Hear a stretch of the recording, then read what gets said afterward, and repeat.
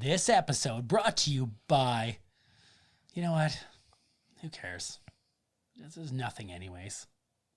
Hey, Todd, good news. We can go back in time and we can fix everything and everything will be awesome from now on. We just go back in time and fuck it up. Like we fuck everything up. Hey, everybody, we're watching Avengers Endgame and you are listening to Miscast Commentary.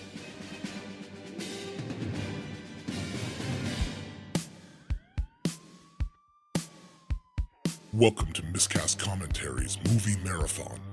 Before we get started, does anyone want to get out? With two guys actually crazy enough to get this done. And I have a bow and arrow.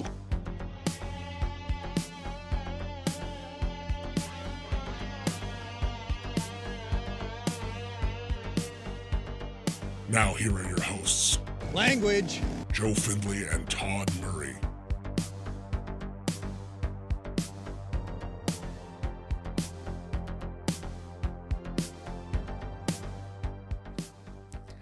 Hey, everybody, welcome to Miscast Commentary. I'm Joe Findlay. Todd Tebow, the Sailor Murray. And we continue our Marvel marathon with the culmination of the Infinity Saga.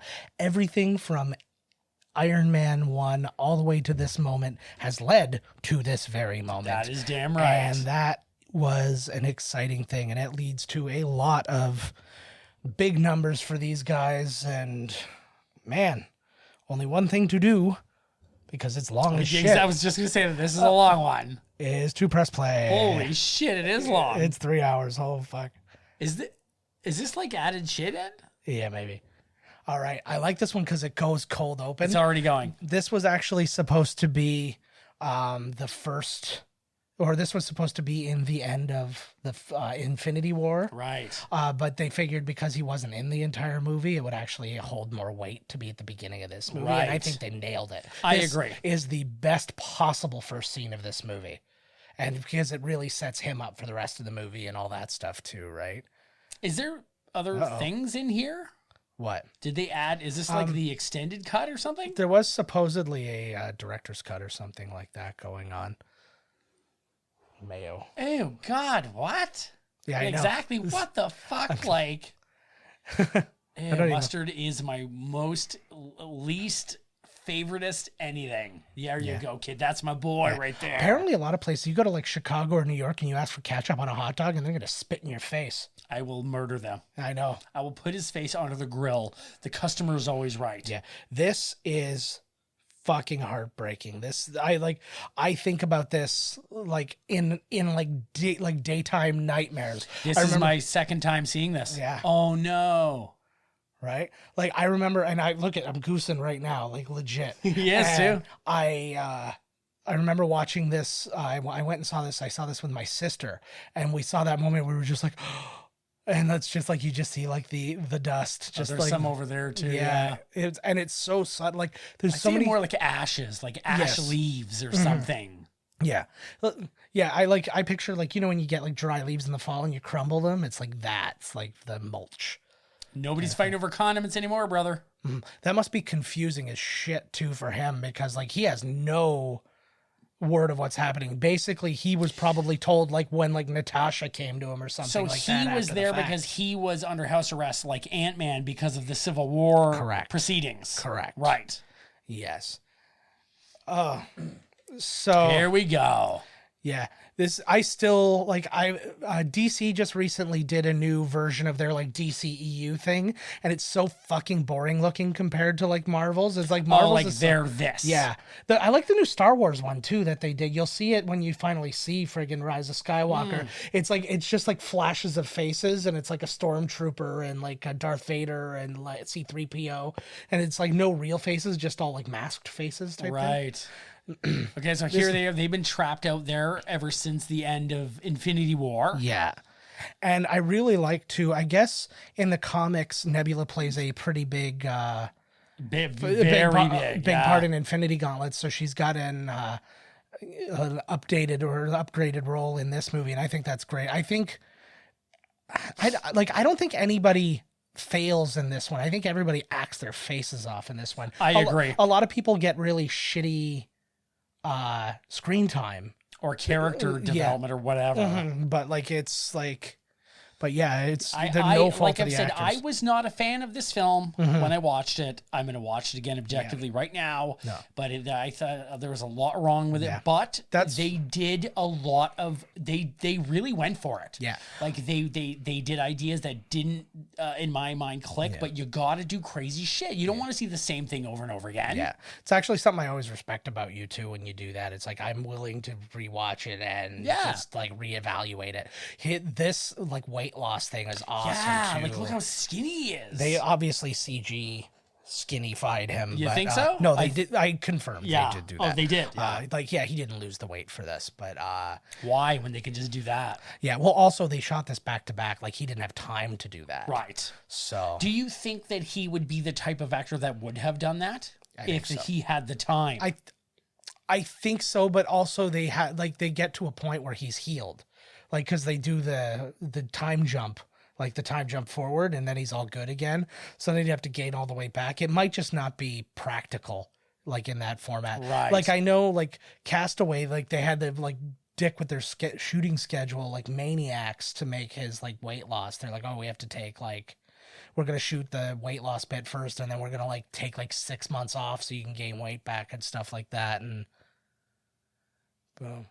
I like Nobody this. welds like that. Nobody in the history of time welds like that. Well, if you're desperate and you're Yeah, you're you could, Iron you Man. could still put them to your face properly Yeah. so your eyeballs don't rip apart. Oh, Yeah. no. I really liked this too. Like there is that sense of like hopelessness through the whole thing. You know, because you're watching a movie that it's not the end, obviously. But well, something that was really interesting though is actually Kevin Feige said to the writers Marcus and McFeely, who have written basically all of our favorite ones. Right. They wrote like all the recent Avengers movies, and I think they wrote Civil War, and I think they wrote Winter Soldier and all those ones. But they basically said, we're on board with whoever you want to kill. They're like, don't go and just start like chopping off heads willy nilly. Like, but Give us who you want to die, and we'll Yeah. we'll throw it in there. yeah, and they Yeah. were like they were like, you tell the story, and like they were totally on board. Like, not like we got to worry about contracts and blah blah blah. They were like, no, you do what you got Whoever, to do. yeah. And I really like that. So, but also, had I known that going in, that would have also really opened up to me like the possibility that this could have been the moment that Iron Man died, and maybe that or that. Oh, maybe that's right in why, the beginning. like, you could, That would like- have been a totally different. I wonder what would happen with this movie if he did die here. Yeah. Well, I mean, the way they wrote it, obviously, he is a lot of solutions to a lot of problems. So I Yeah, mean, well, somebody that's- else could have been though, right? This could have been the big Janet Leigh switch around where you think he's going to be in the whole movie, blah blah, and he dies here, Yeah, possibly. right? Like shit. Yeah, but the Oh, Iron Man's got to have his last fucking save the world moment, so that he's not so selfish. yeah, it's just there is a like, and I know it affects some people more than others. There's a poetry in storytelling. The movie began with him. The whole thing began with him. By that poetry, it has to end with him. I don't disagree with that. It's I find like a lot of this movie yeah.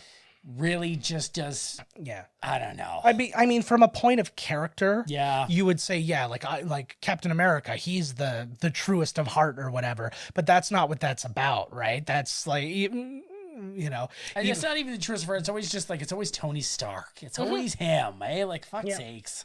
but at the same time, if they're paying him that much money, they need to fucking. God, yeah, oh yeah. Yeah, it's like But he you're gets going to war. results. He gets results. He's like, you put this guy on TV, numbers fly. Never. They love him. The crowds. So you know, yeah. He's never been bad in a movie either. Like even fucking Back to School when he was like a fucking emo teenager, he was awesome. You ever in that. seen?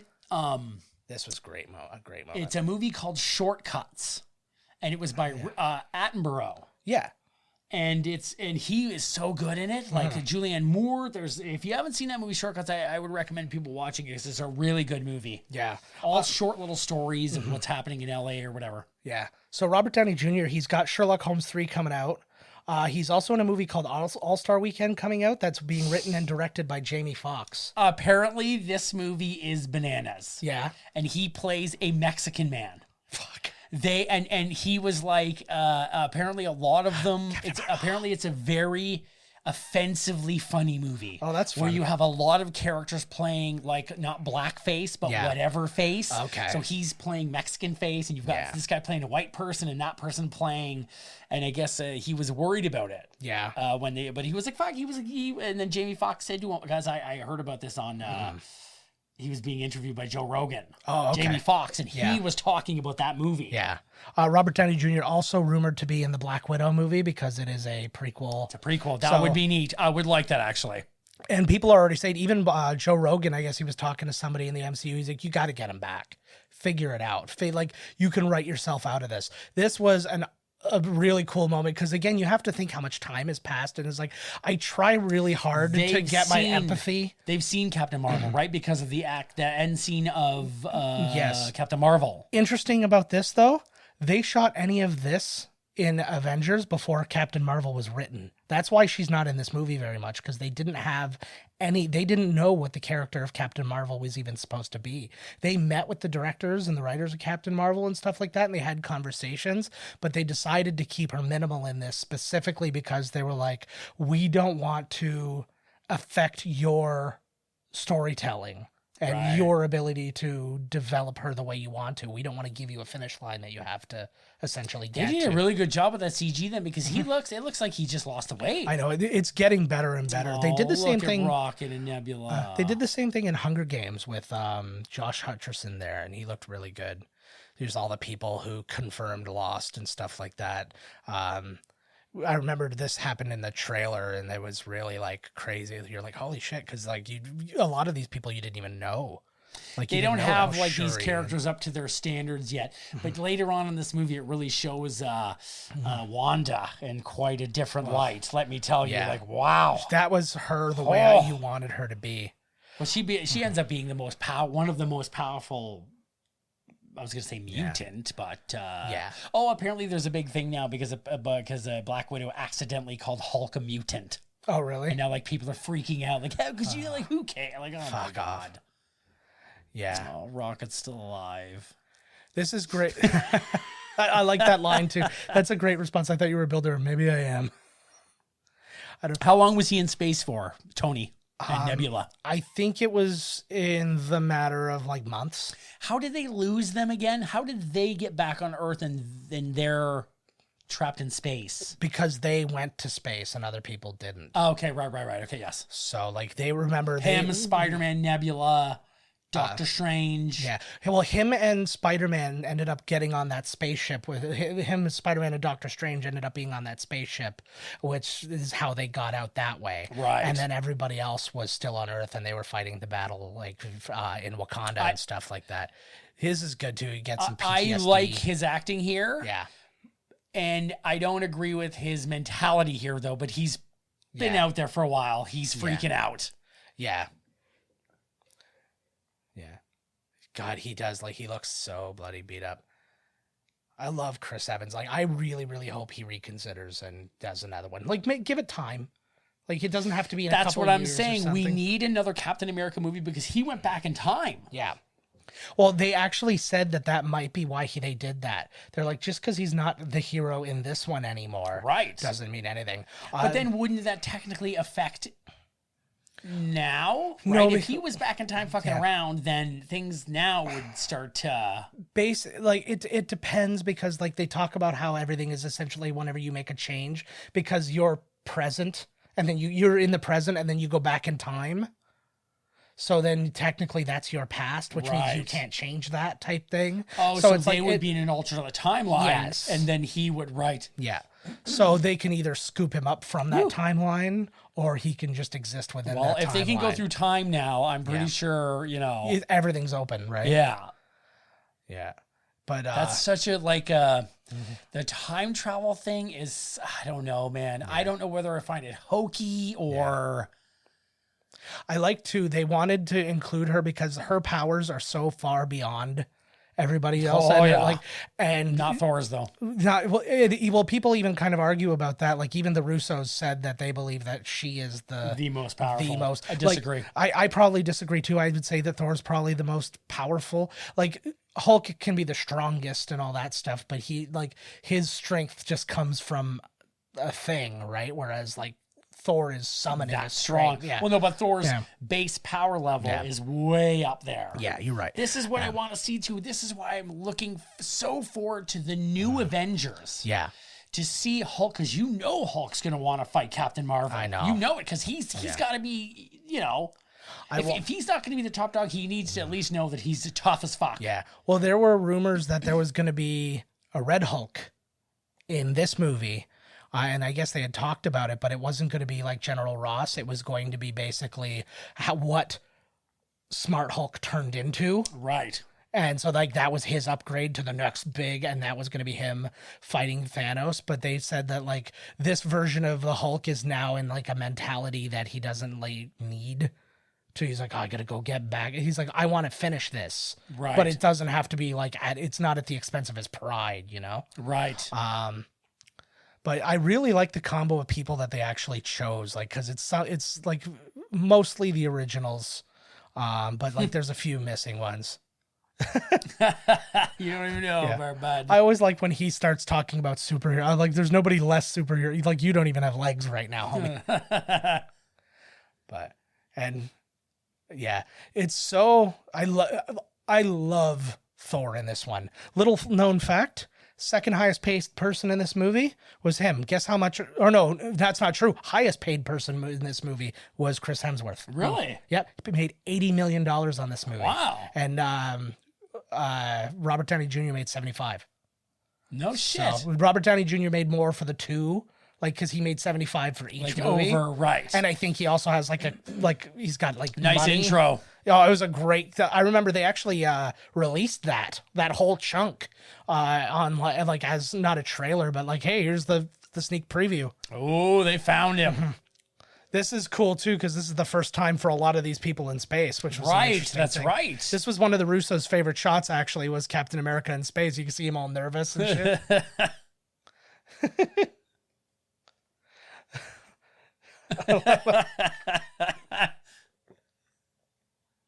Oh yeah, Hulk's been to space. That's right. Hulk's been to space, yeah, because they had the Ragnarok. Ragnarok, yeah. Captain America must just be like, what the fuck? I know is happening. Yeah, everything. Well, it's just that thing where like everything's. Yeah, right now they must be like, whoa, she didn't even wear a spacesuit. Yeah. And that happened too. Like, again, we talked about that in our Captain Marvel episode, because she used to have to wear that mask to like do it. But now that she's come into her full powers, she doesn't need anything like that. Her body just protects itself. I remember that was a big thing, because like that, people were speculating like what that meant and all this kind of stuff. But that was the thing about the trailers, is everybody speculated about every goddamn moment. I really do hope that what we've been talking about is true, and that in a couple years time, 5-10, we will see I thought that Disney Plus was going to do a show with Captain America when he went back. Yeah. And what would happen if it's his own timeline and then he runs into the Avengers again? They don't know him. Well, but the thing is or like, do they? A big part of the Avengers was built around him. So if he wasn't found in the ice, he's not. It'd be a different Avenger. Maybe they wouldn't even be the Avengers in his time period. Yeah, maybe it's something totally different. See, that's cool. Like things to explore. Oh, absolutely. And that's the nice thing too, because I find all of it, like, you can't really go, oh, source material, because they do their own thing all the time. They're just like, oh, I'm going to do this other run, which has nothing to do with anything, like has nothing to do with any kind of storyline that's happened before. Like the burns on him and the injury. He's fucked up. I love, because that was one thing they needed to make very clear, was the fact that it's like melted to his arm. The fact that he's so powerful and it did this to him. Like that was. Oh, there's something they actually show here. If you really look, a Reddit person found in a quick thing, you see she puts her foot in the hand so he couldn't close his fist, because at this point they didn't know whether he could use the gloves still or not. Yeah, or whether like he didn't know they had the stones. This was good. Actually, this is something too. Disney has never had a beheading in a movie, and we're about to get one for the first time. The first beheading in a Disney movie. And who's in the suit there? It's Rhodey? No, it's Banner. There's no stones. Ain't no gems in that fucker. That's not worth anything anymore. The glove's still cool as fuck, man. Come on. Yeah. Chris Evans, we talked about him a while back. He's rumored for Little Shop of Horrors to be the dentist there, Orange Crivello. Right. He is in a miniseries coming up called Defending Jacob, and then another movie called Bermuda Triangle, which is directed by Scott Derrickson, who directed Doctor Strange. Right. So did they talk about what's happening with Doctor Strange, the multiverse, or is it? Yeah, it's they still hadn't started going. filming or anything, so they could just postpone it until whenever, right? Yeah, I don't know where any of that stands right now. They did switch directors prior to shooting, though, so I think they've shot some of it already. No, poor guy. Oh, thank God they were on a planet where he could like breathe. He's so good in this movie, and it's something that's just gotten better and better, and we've talked about it before, is like the performance of the actor coming through the CG is just getting so amazing now, and Brolin just friggin' crushes. He does Thanos. a good. He said too that he didn't like his acting in Deadpool as Cable. It was, and I agree. I feel like, whoa, there goes Thanos. Yeah, she's like, oh. And with blood too. I forgot about that. Yep. He's so just like you said before. Well, this was something, there was a little bit of contention between the writers of this and Taika Waititi with Thor Ragnarok, because they were dealing with this and they're hearing all these rumblings for Thor, and they're like, what are you doing? Are you like turning him into the idiot or whatever? Right. And then they had to he basically took him through. They had to take him through and show how they were using humor to lighten, because he's like all the tragedy he goes through this one, because he loses his dad, he has the thing, they lose Asgard and all this. He's like, that's why we're using this humor and all this stuff. And then so they helped them understand kind of what their thing was, because everybody was, again, when you're making all these at the same time, essentially, this got 5 years later. This got an audible gasp in the audience in the theater I was in. Shit. And this is everything looks grittier now, and it's just. But I remember we were sitting looks there. Looks like the Snyderverse. Yeah. This is the Snyder cut. Look at all the shit. Wow, 5 fucking years, man. But I absolutely loved that. Was just the and you can see this is how they've cleaned up the roads. They just had to basically scoop all the cars up and dump them somewhere, right? Oh yeah, they're all in what do you call it? Like support groups. There's the director. That's Joe Russo. Oh, it is him. Who plays a gay gentleman in this. I love this though. I think he was gay because he talks about this boy. He talks about the man he dated. He could be bi, I guess, but I don't. Hey, who knows? Yeah. Well, he's got a boyfriend, right? Yeah. He kind of looks like Hulk. He does have that, actually. With the glasses and everything, looks just like him. He actually looks like a mixture of Mark Ruffalo and Taiki Waititi. Yeah. Look at him. Yeah. And Jason Segel. You know what I see that too. I've been recording that show, the Jason Segel show, but I haven't seen any of it yet. Like the serious one. Yeah, I haven't watched any. I won't ever. I want to record Devs too and see what that's all about. Devs? It looks weird. It's a weird one about crazy tech developer billionaires, and I was gonna say Ron Swanson. But he's in it. Yeah. What's his name? I'm glad to see him get work. I like him. Yeah, he's really good. He's not in enough stuff. I agree. But he does live shows and stuff like that. He does he's still married to Megan Mullally, right? He does a She's thing with hot as them. Balls. Mm-hmm. I like that this is the role that he is elected to take in this. It's nice of him. Of course he's the one who does it. And again, it's all about the pure of heart. This is what we said. We said that from a revenge standpoint that Thor should be the one to get the big kill. No, but I think that Drax the Destroyer should have been the one to kill him. You said that, very early on. But yeah. Fuck that. Drax is the one who should have fucking had the kill blow. Yeah.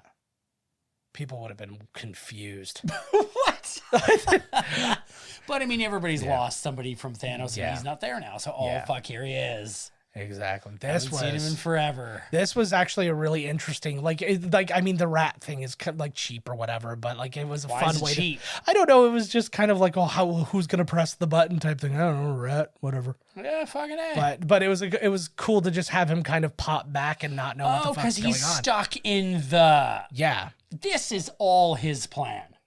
Yeah. Tony Stark can go fuck himself. Well, this was all him. It was all his idea.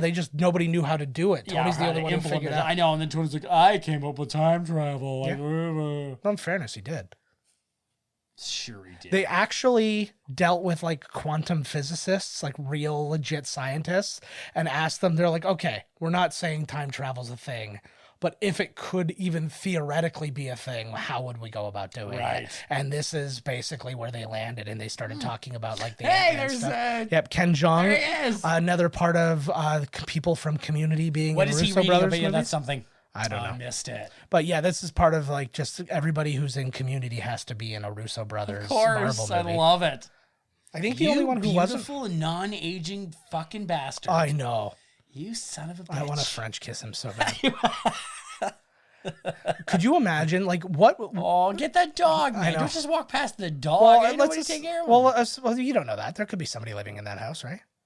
But, like, how do you wrap your brain around all of this information, having, like, not been here for any of it?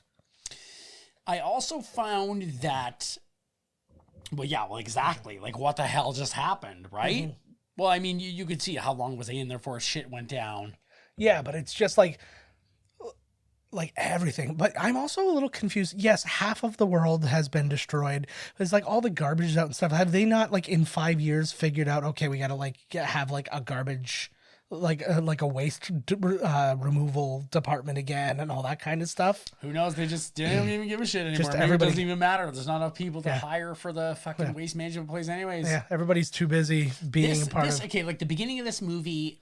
You know, and the marketing was like Ant-Man should have had a way bigger part. Yeah. Hawkeye should have had a way bigger part. I feel like this movie just did service to Thor, Captain America, and Iron Man. And there's so many more characters that could have had better shit.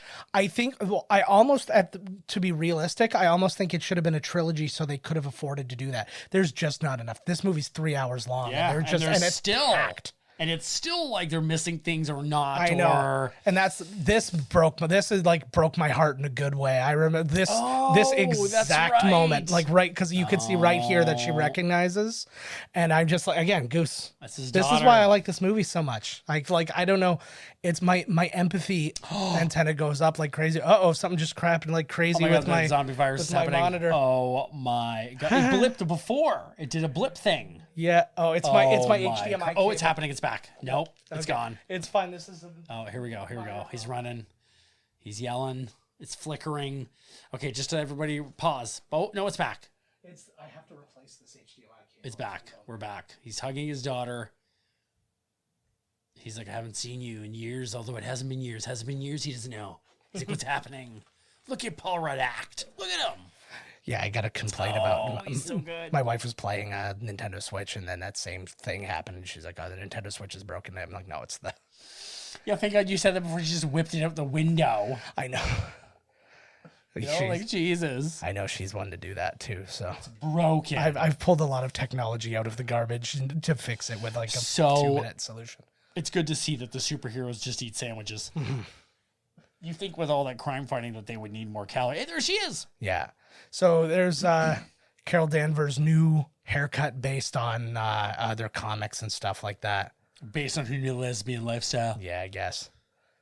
I love, what's her name? Okoye? Yeah. Okoye. Oh, God. Mm-hmm. That's Denai Guerrera. Anybody who forgets, she's obviously in The Walking Dead. Whoa. I always wonder, I want to see from anybody else's angle, like how everything looks. It's kind of like when the Jedi had like their council meetings and people were holograms because they were off in other places. They're not there, yeah. So I want to see what it looks like to like Rhodey, and he's looking down and seeing like all holograms next to him. I like too that she's just kind of like, okay, forget about the blonde shit. We're just going to let the red grow back out. She smacked her head. There was blood in it. She left it. She likes the look. Yeah. Oh, Carol Danvers. He still doesn't believe. Oh, if you don't believe now, brother, man, you better. Yeah. She's hella powerful. Yeah. Don Cheadle is, he's going to be in something Ratched. It's a prequel to One Flew Over the Cuckoo's Nest. It's all about Nurse Ratched and her, like, for her story. like before. That's like, an awesome idea. I know, and it's a lot of people in it too. I can't really. Is this a new thing? Yeah, it's coming out. No. I mean, sorry. Like, I mean, like, was there a book or a screenplay or something already written on Nurse Ratched? Can't tell you. I don't know, to be honest with you. That is such a good fucking movie. But then to go from there to the opposite thing, he's in Space Jam 2. Oh my God, I wish I was in Space Jam too. And then he's going to be in Steven Soderbergh's Kill Switch, because remember when Steven Soderbergh retired like 10 movies ago? Yeah, like, it's like, what did he exactly retire from? I still make 1,000 movies a year. Couldn't tell you.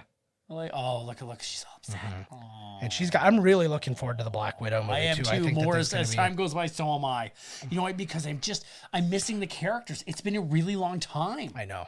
It hurts. It's been a really long time, and I want to sit there. I want to see the Marvel thing come up. I want to watch a Marvel movie. How long has it been? When's the last one we saw? Would have had to have been Spider-Man, Far From Home. Yeah, which was when? Summer.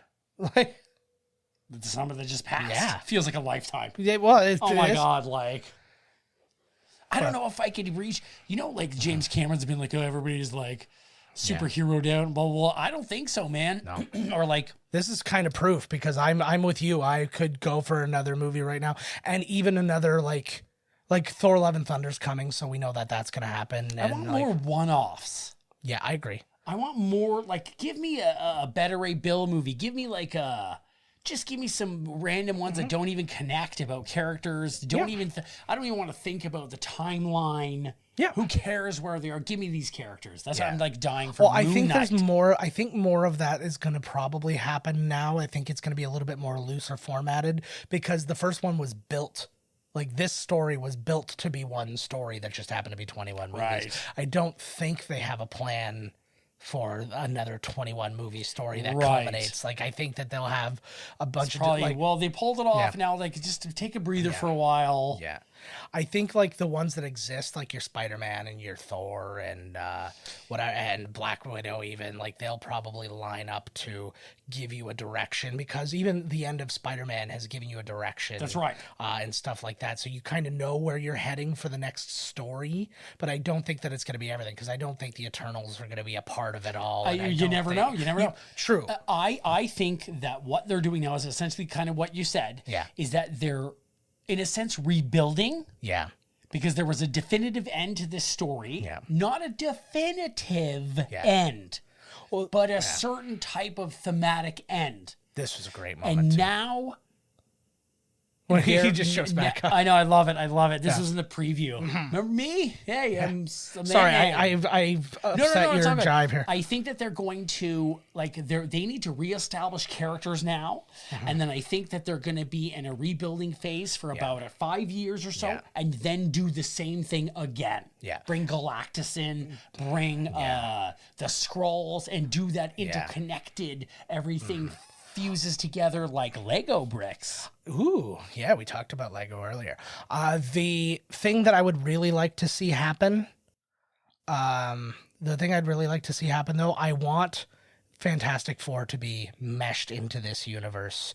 It's totally going to be Krasinski and Emily Blunt. It needs to be. Absolutely. It needs to be. The world will mourn if that does not happen. I know. I don't honestly think Emily Blunt is the proper one for Mrs. Invisible, but she's so good, I'll handle it. Do you know who I actually think the proper one would be? Scarlett Johansson, and she's kind of taken up. Yeah, too bad, right? So it's just kind of... Bad. No, there's somebody out there. There's somebody like who they would have cast as like the blonde chick from like the Addams Family. You know, or like the regular girl from like the Munsters. She's got to be that blonde. Like, doesn't have to be blonde. Maybe they will just switch races. In a different time. Be a different. Yeah. Well, they did that switch for the other Fantastic Four, where brother and sister were one white, one black. Not even like mixed race, just one flat out white, one flat out black. You know how that happens sometimes. That would have been a funny story. Is like, oh yeah, I remember how. Like, it was such a weird anomaly that like I came out black, and then you see like pictures of their mom with like it was her husband, but then you see like a black guy in the background like giving eyes or something like that. High-fiving the baby. I like this too because I was hoping they were going to go through the quantum realm. Do they? This is how they travel through time, Oh, through okay, the quantum cool, realm. yeah. And it was exactly like you called it too, by the way. That is what you said. You said prior to this movie, you said that it's going to be about the quantum realm. Totally. It's gonna be about What this. else could it be? Yeah. This is unless they're going to introduce something crazy that we don't know already that's been established. Yeah, exactly. Which would be nuts because when you can't establish 100 million things and then in the last movie go, now we're doing something different. Right. What were you saying when he came out? I was just gonna say about Ant-Man. So just because they basically were explaining everything that had been happening, with like the fact that it was 5 months for everybody or 5 years for everybody, but it was like 5 hours for him, and he was just talking about how time works different. He's like, so maybe there's something we could do with that. That's his idea. It's kind of like it would be kind of like me. It was like, hey, what if a clock that did this thing? And it's like, oh, okay. It tells time. What? Sure. This was an awesome moment too because I didn't realize I was only in my recent research. I found out that the Iron Man suit for Pepper is actually called Rescue. I didn't know that actually. But I like this world in the comics. Oh shit. In the comics, there's no there is no Morgan Stark. It's like Howard Stark the Third or something like that, and so they just gender switched. Then it's funny that in his whole techno world, I guess this is where he lives now, right? This wooden Really though, with everything being what it was, wouldn't you look for kind of a gigantic change? He's like, they don't need me anymore. I don't need to power the world or anything like that. Right. Yeah. This is actually the first movie or the first time in any of the movies where he's played the proper age because they've done the 5-year time jump. He's always played 5 years younger than he actually is. Right. So now they've actually jumped 5 years ahead. So he's 50. So I think he's 54 in real life and he's playing 53 instead of playing 49 or whatever it was. Yeah. Time heist. This is all Ant-Man's idea. Mm-hmm. Nobody says it's not. He just doesn't know how to do it, and none of them do. So it would be like... No, they get close. Hulk gets close. They get super close, and he's just like this. Yeah. Fucking Stark bastard. I still want to see him in the other one, though. I still love him. Oh, yeah. Oh, yeah. Yes, he is, man. This is... his real his best pocket is this kind of naive kind of thing. Ant-Man. Paul Rudd, just this kind of you're basically optimism. Yeah, he's got optimism. Yeah, what I love here too is everybody's motivation is so bloody clear and so understandable. They're all like, we have to get everybody back and all that, and he's like, I'm one of the few people who didn't lose everybody, and he's like, I can't risk losing everybody now because. Whoa. I totally get in his shoes I say the same shit. No, I hear you because he's we did it all, man, and we lost. Yeah. I would have killed Thanos too. Well, what were they going to do with Thanos? Keep him? Talk to him? Well, I think they were trying to. How could you trust anything he said anyways? Just chop his fucking head off. Yeah. Well, they I think that there was some hope, everybody was working on hope all the time, right? So okay, Hope Lang. Yes. Everybody, no, but everybody's got the, they had the hope that, okay, the stones are destroyed, but he's still here. Maybe we can figure out what to do, to do next. And then that head gets chopped off and that's kind of the end of it, right? Boom. Look at how sexy my hair is. I am a handsome motherfucker. I need a pretty big brain. This is right the moment that this movie starts to fucking lose me. Yeah. I know that he turns into Professor Hulk. Yeah. I hate this. Yeah. He looks like he's having the time of his fucking life while everybody he's ever known and loved has been destroyed. Yeah. Maybe he's been 5 years, so now he's just like, whatever, I'll just make the best of it. I think he's found peace. Is what it really is. It's just because he's had an internal struggle that has kind of superseded everything going around because he lost him. Thanos the first time, right? Well, but not just that, but just literally just between Banner and Hulk since the beginning of Banner and Hulk, since the gamma rays, right? Like, that's the kind of thing where it's just, yeah, where it's like, I think he solved this problem and he feels so at peace with himself. He's like, I figured something out that I've never figured out before. I mean, I totally agree with you that, yeah, it's a weird tone for him to take. But, but everything changes right after these things. He's dealing with it the way that he can deal with it. Yeah, exactly. I don't like it, though. Yeah. No, I know. I'm not a... I think I would have liked it better had he been able to really, I know. Right. Had he really been able to Hulk, like, at some point, I think I would have liked it better. But the fact that he kind of settles into this, because he's like, it's the best of both worlds. This is not the best of the Hulk. Yeah. Is it? Like, really? He's like, he's like, I'm a slightly smarter Hulk, or no, I'm a way smarter Hulk, but a slightly stronger Banner. Like, it would have been cool had they maybe done a version where he could have turned himself into the Hulk, but made like the real Hulk, but maintained like enough of his brain so he could control going back and forth. Well, they say that like the Professor Hulk, Yeah. he's super strong. Yeah. Really, like, stronger than the actual Hulk. Yeah. Well, he is the actual Hulk. Yeah. Stronger than the original Hulk. Yeah. When he starts. Yeah. So he's still super fucking strong. Yeah. Like, But yeah, but he won't go up when he gets mad. Like, it doesn't go, Yeah. like, his strength and everything doesn't like raise up. See, but I think that's what the thing I was missing from the Hulk in this movie was that moment. Like, I wanted Of a course, real everybody Hulk did. destruction Everybody moment. did. We're gonna get into it later on. Yeah. When I really start to be like, holy fuck, like. So this is that moment. So like we've said, he's already decided that he hasn't lost anybody, and then he sees that picture and realizing he lost one person. Something sparked. Something Ant-Man said to him sparked it, right? Yeah. He just said, he's like, oh, I got a little piece of, of woo. Yeah, of woo, indeed. Little Ric Flair. That was how the Wu-Tang was born. Oh my God. Oh yeah, here we go. He's thinking of the loop. Mm-hmm. I love how easy he just figures out time travel here, right? But he's been working on it for 5 years. He's super smart. They can go into space. Is it that far of a stretch to think maybe they could solve time travel? Well, but also I think the big piece that Ant-Man brings to it is the idea of the quantum realm, right? Which So he brings it, and he's like, oh, okay. Well, if I plug this piece into the thing, into the equation, then it will. Then it like, only mommy says that word. I know.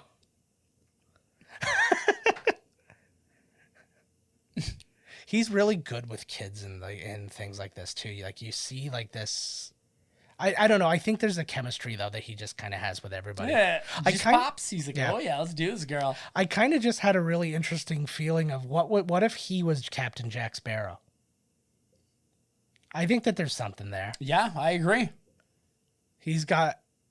Oh, that's just interesting. Yeah, that is a neat actually. Yeah, I think he would be a good Captain Jack Sparrow. He should go as Captain Jack Sparrow at Heidi Klum's next Halloween party. That'd work. As long as he's not going in like friggin' some colored face because of all the friggin' weird movies he's doing and stuff. Because all the weird movies. Yeah. Take a moment to talk about the Russo brothers while we're here. They're directing a movie called Cherry starring Tom Holland. Yep. He looks like a big druggie or something. He's got a gun. He looks all... Yeah, he's an army medic who's suffering from PTSD, and then he's got to start robbing banks because he gets into like drug debt. And then they're doing a miniseries called Citadel that's starring Priyanka Chopra and Richard Madden, who plays Robb Stark from Game of Thrones. Right? So lots of stuff going Starks. Mm-hmm. So we are now 43 minutes into this movie. Yeah. There has not been one true action scene. Yeah. That's different. It is very different, and it's like there's a lot of shit to solve. But then the last half of the movie is basically go. But like it's a strange because I like to think of it almost in the sense of like Kill Bill Volume 1, Kill Bill Volume 2. Yeah. Where the first one was all action, and the second one is like the repercussions, the before, the middle of what had happened. Oh yeah, absolutely. And I dig it because when you see the end of Infinity War. Mm-hmm. You can't just start. You know what I mean? There is so much fallout. There are so many questions. There's so much like, what the hell happened? Yeah. Like, I'm glad there was such a large Yeah, there was such it was such a large nonstop thing, that movie too, that you needed a breath. Everything Infinity had to War was slow fucking down. bananas. Yeah, absolutely. Apparently the "I love you 3000" thing that comes from his daughter, actually that's Robert Downey Jr.'s kid said that to him. So he told the Russos about that, and that's how it got worked in. That's what I'm told. That's kind of neat, actually. Interesting too, just because we were talking about the Hulk there. Apparently Lou Ferrigno shit all over not just this portrayal of the Hulk, but basically the last few portrayals of the Hulk. And then I started kind of looking into it and doing the math, and it's the ones he didn't like are all the ones he's not involved in. Right. We're watching the movie with the subtitles on, and his name is Smart Hulk. Yes. That's hilarious. Yeah. It doesn't even just say Hulk, and we would just assume that now he's this Hulk, right? It says Smart Hulk. That's fucked up. I know. This is before she dies. Black Widow. Yes. They did her rotten in this. They did her rotten in this. Exactly. I love that line. That line's good. Apparently, if you watch him flipping switches, you'll see him flipping switches with a pencil because he can't use his fingers. Fingers are too goddamn huge. Yeah. But I like those kind of deals. They could have ignored that shit. They could have just had him go click and you not seen him do it. But neat little. His face looks so fucked and weird. Continuity. There. Yeah. Yeah. So he's pushing buttons there. But he's clicking. He's clicking. There you go. You saw the pencil right there. Yeah, they're starting to work the. Yeah.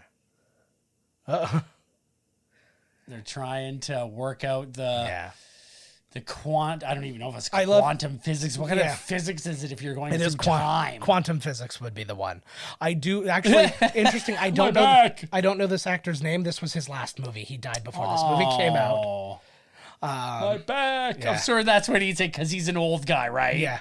Well, he'd complain about something, right? This is such a crazy because they bring up the intensity with all this music and stuff, but it's essentially a comedy scene. Yeah, pretty much. Oh my God. This is a great line. Somebody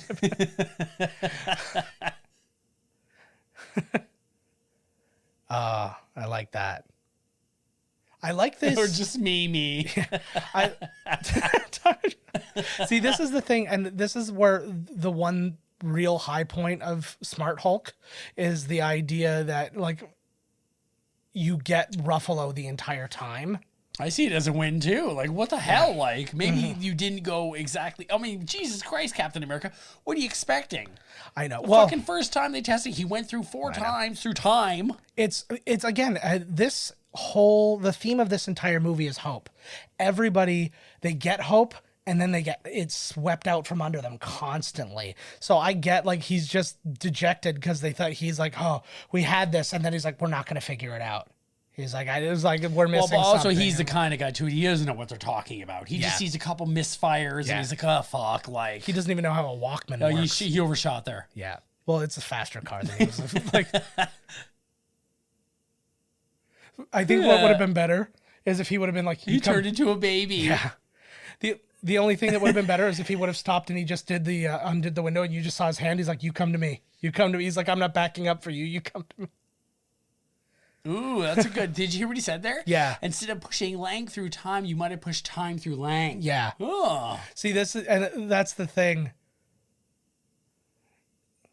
So everything is in itself it's such a everything is a team effort. It's everybody's strengths, right? It's Ant-Man's experience combined with him actually knowing what the fuck to do and how to build the things to do it.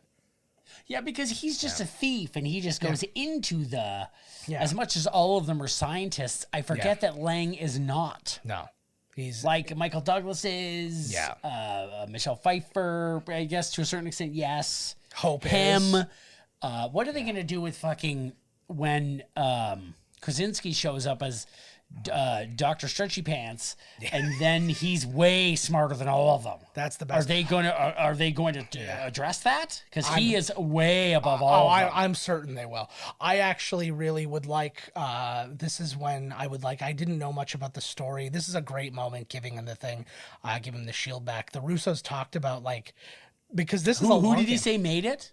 His father made it for him. Oh, but the Russos talked about this, and they had planned on like the length of time between like it was Civil War to now when he lost the shield, right? So he was look at this, the poor bastards. Here we go. But yeah, so they were like, it's good because it's like we wait that time, but the audience also had to wait that time, so it's a real payoff for them to get that. Oh, that's brilliant. I love.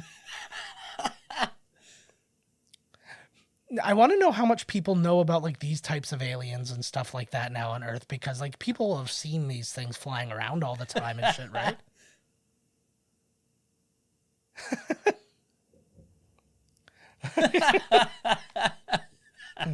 Remember that they know each other from Ant-Man because he tried to rob this facility. That's right. And he got caught. Like, see what a nice Hulk. Look at him. He's the only person who cares about Lang. I know. They're really treating Scott Lang like the new guy, which pisses me off. Yeah. Well, it's like, it's a thing too, because it's like to everybody but pretty much Captain America, he is. And he was everybody else's enemy. So, like, he was Iron Man's enemy and stuff like that. So I actually never thought of that, actually. So he's like, I want to listen to you, dickhead. Well, no, but he was with Captain America. Yeah. It was him, Captain America, Black Widow. So most of the team was him on his side rather than Tony Stark's. Who's Tony Stark's have that was on his team? Nobody. Well, no, Black Widow was... With Captain America.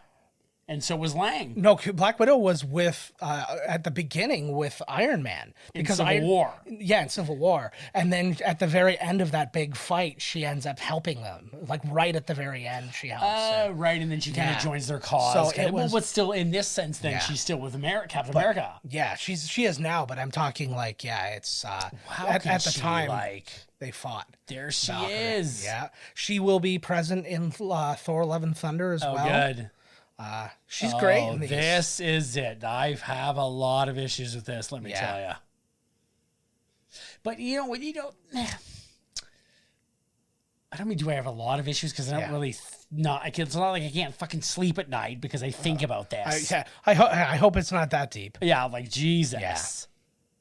It's that thing. Well, there's a disconnect, I understand, of the fact that he's a god and he's reacting to things like a PTSD human. I think he has PTSD. He totally has PTSD. Absolutely. Yeah. But the thing I don't like, I get that he has PTSD. Yeah. And I find that in the movie, it is made fun of almost. Yeah. And this fat Thor is like fat shaming. Like you got Buddy later on making fun of him. Yeah. And like he's really hurting. Yeah.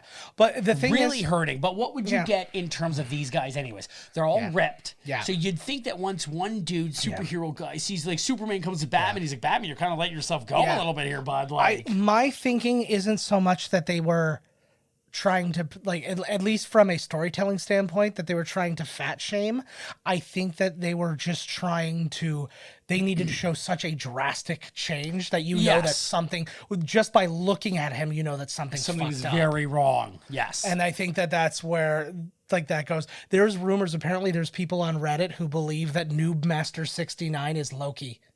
Oh. There's like a whole thing where they're that is awesome. There's Korg, eh? Yeah. Oh, so brilliant. One of is so killer. Yeah, I know. One of many directors to make their way from the MCU to make their way into these two Avengers movies, because obviously we said like Kenneth Branagh was at the beginning of Infinity War. He was like the voice of like the distress call. Taika Waititi is the voice of Korg. And Happy Hogan makes his way later, so that's Jon Favreau. So lots of the directors from the whole story is good. This is the moment I love the absolute most. I agree. This is probably his best acting moment right here. It's just like, I want to actually just I'm taking off mute for a second. I'm gonna let you hear. Just the grab.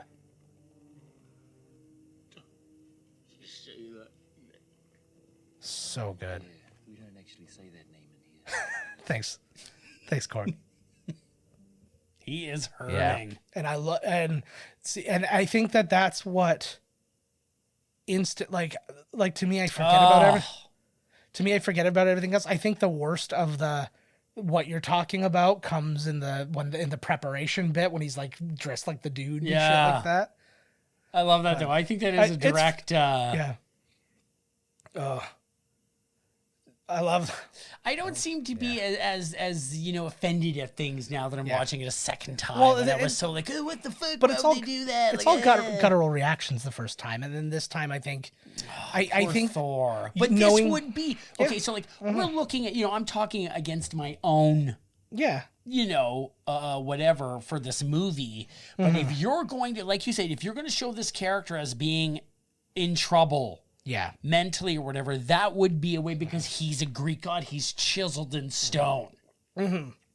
That's a fake belly too, eh? That's not even CG. That's a fake belly. Oh yeah, that looks amazing. They actually too. So is mine. I know when they made that, they actually like scanned his own body and they put the moles and stuff where they were. So like everything, like that is an exact replica of his body if it was fat, instead of just putting a fat suit on. Right. You know what I mean? Like it's an interesting twist. They said everybody would come up to him and rub his belly and stuff like that when he was on stage. He's like, I felt like Santa. But I love the look, and the only thing even better is his look at the end of the movie is just like outstanding. I remember they spoke about too whether he was going to be Fat Thor throughout the movie. I believe in the end scene he is. Yeah, you can't really tell. He still is Fat Thor. Myself, I would think is how would he have lost the weight so fast? Well, maybe if he does a couple push-ups because he's fucking Atlantean or whatever. Not Atlantean. He's Asgardian. Yeah. He could strike himself. He could strike himself with lightning and burn off every calorie. Probably. But this is awesome. I forgot about this. So this is supposed to be Tokyo. They shot this over 2 days in Atlanta, and actually the look of this is based solely on Black Rain, the Michael Douglas movie. That's where they got like the inspiration for. It does look very Black Rain-ish. Neon Asian.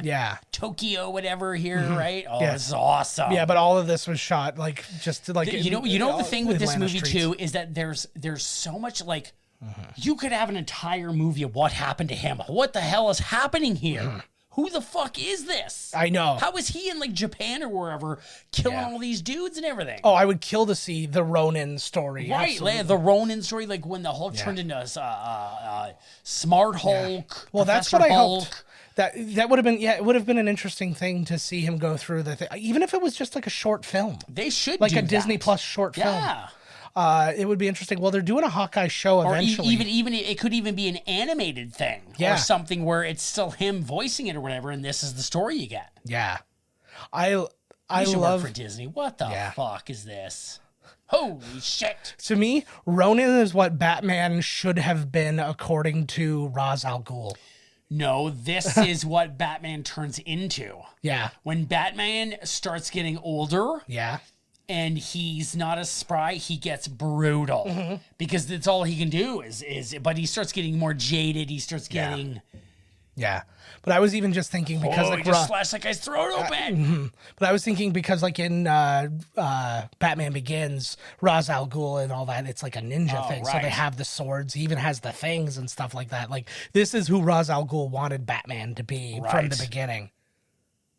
Look at that. Ooh, that looks like a Ferrari or something right there. Or yeah, who knows? They didn't blow it up. What a story right here. Oh, it's so good. You know what they did too here was they just turned everybody on that was, the big comic fans. I'm into comics. I don't read a lot of them. Yeah. But, I see the movies, and this Ronin story was a big story. Yeah. So to do this is like all the people that read that whole Ronin storyline, like, oh shit, like we know all the shit that led up to this, which is really neat, actually. But the motivation, especially in this storyline, is so amazing because think about, like, he's literally he's killing the people who he's mad that weren't taken in the snap when his family was. Yeah.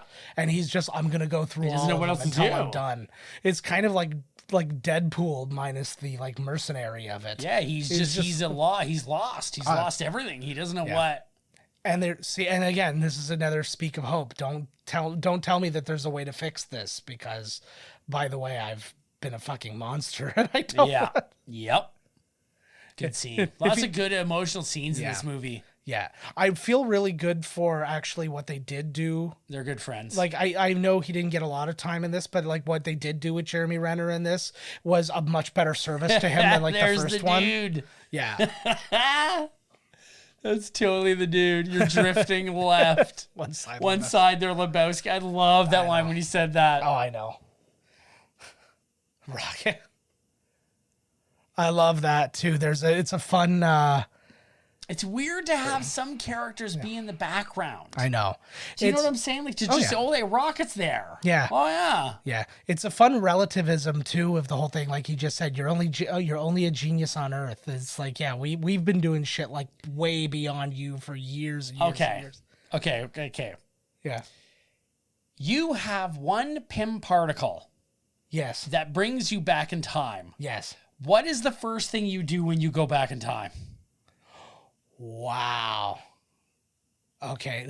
What is the first thing that you do? Do I get to choose where I'm going in time? Of course, you're going back in time. Okay, I just thought maybe I was being sent somewhere and then... All you need to go through time is Pym particles. Okay. Yeah. What do you do when you can go back in time once? I think you go get more Pym particles. Like, what the fuck? Like, oh, sorry. I thought you were just asking me from a... from just a perspective of like if you could go back in time. Oh, okay, yeah, let's do that. Yeah. Okay, sorry. That's I mean, in the movies is why wouldn't they have gone back and got more like 1,000 Pym particles? Well, that's eventually what they do, but they don't what the fuck? Like, yeah, you could list. Oh, this is great. This is listing all the time travel. Hot Tub Time Machine, yeah. And actually, yeah, Hot Tub Time Machine. Sebastian Stan was the bully in that. Die Hard. No, not Die Hard. You could tell that what was would you do? Okay, but you could tell that was just like an improv, like where they just like, hey, Paul, just list a bunch of time travel movies. It'd be funny. What would I do? I think I would go back because obviously I'm not trying to like change any, like if we're like dealing in a world where we don't want to change shit and like that sort of thing.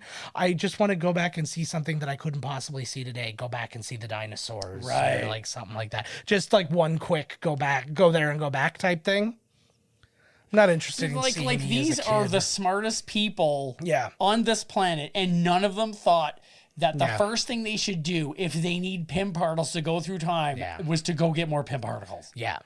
Like what? 100%. 100%. Renner gets a little scene here. Yeah. This is a good one too.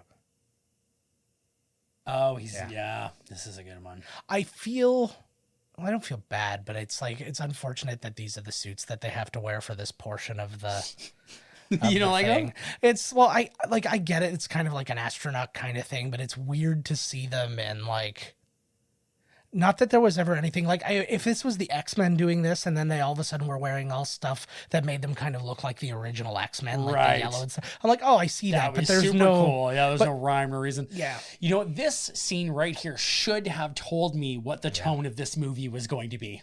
Yeah. Because now he's gone back. I thought that they just did way too much service with like, oh, Tony Stark gets to meet his dad. Yeah. Like, who fucking cares? Yeah. And Thor gets to meet his mom again. Yeah. And Captain America gets to go back in time and meet his dad. Like, wow. It's basically really what it is. And again, it's the time. This is the other theme. It's the loop.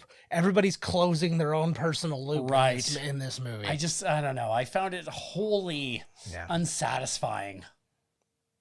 Yeah.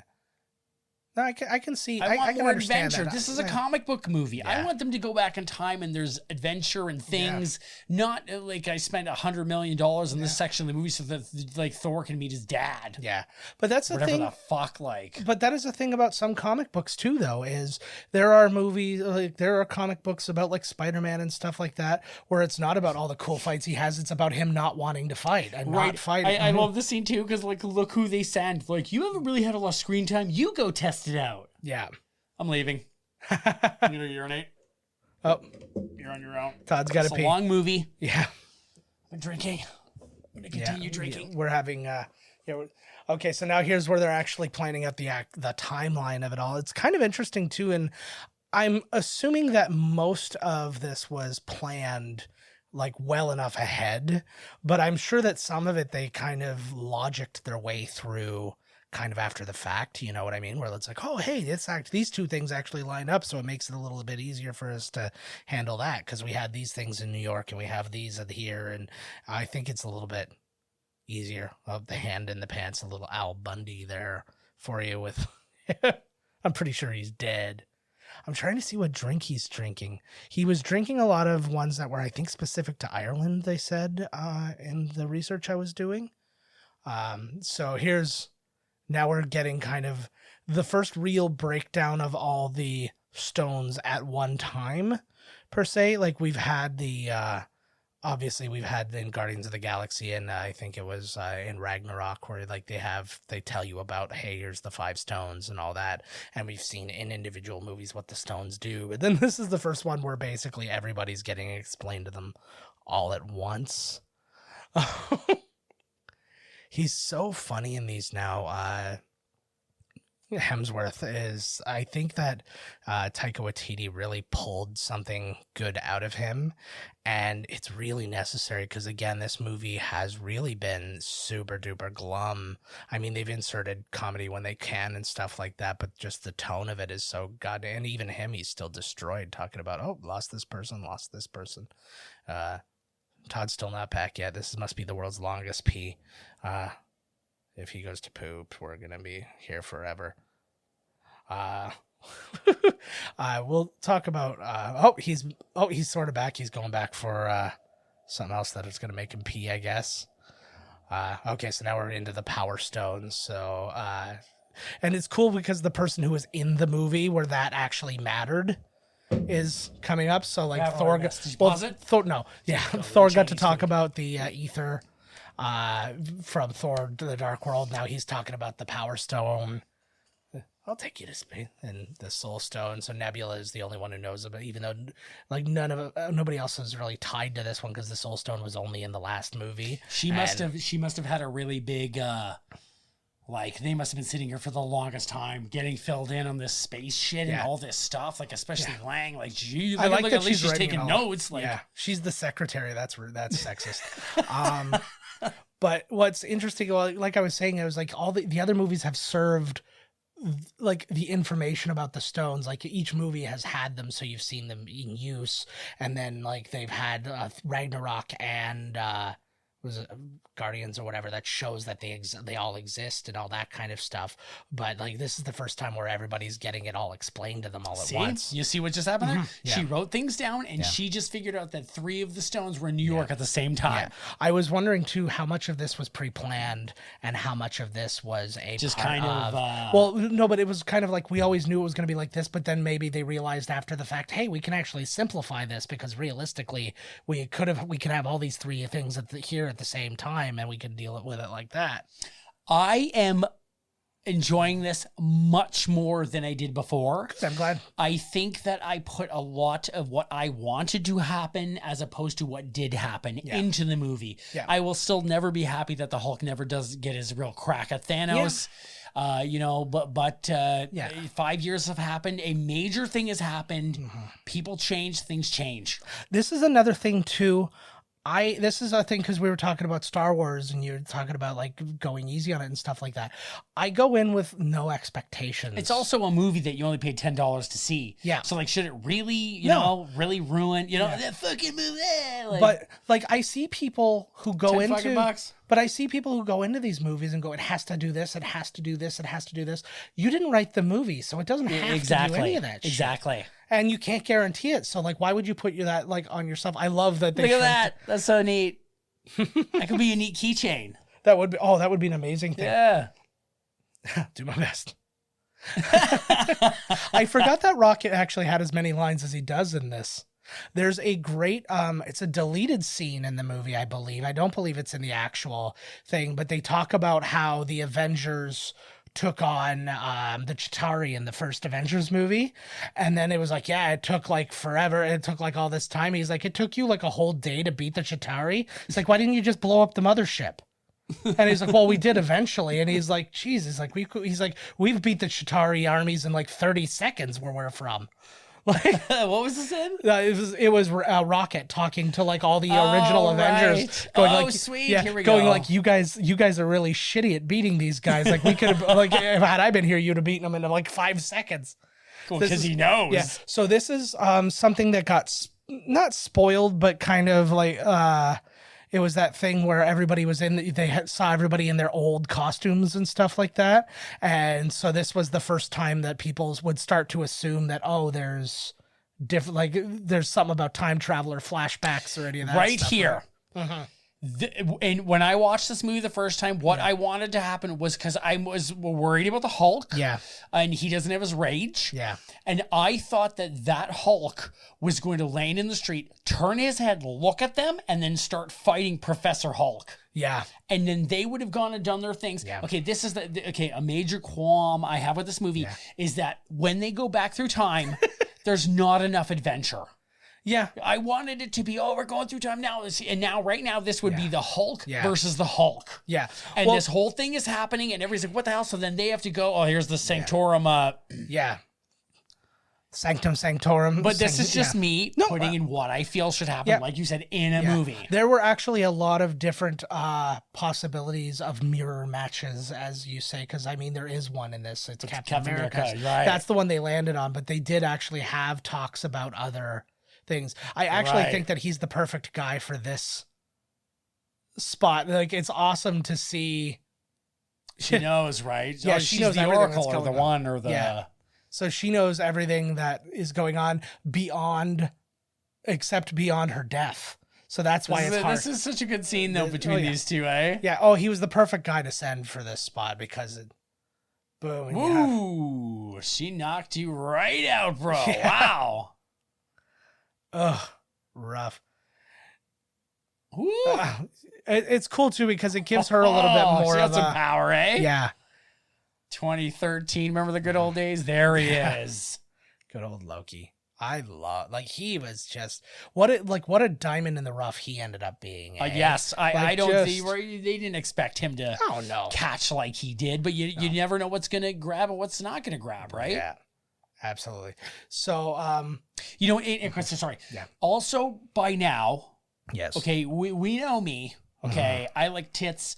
I like explosions, action. Yeah. And now we're an hour and 11:40 into this movie, and nothing really has happened. So now in the theater, I'm starting to get antsy.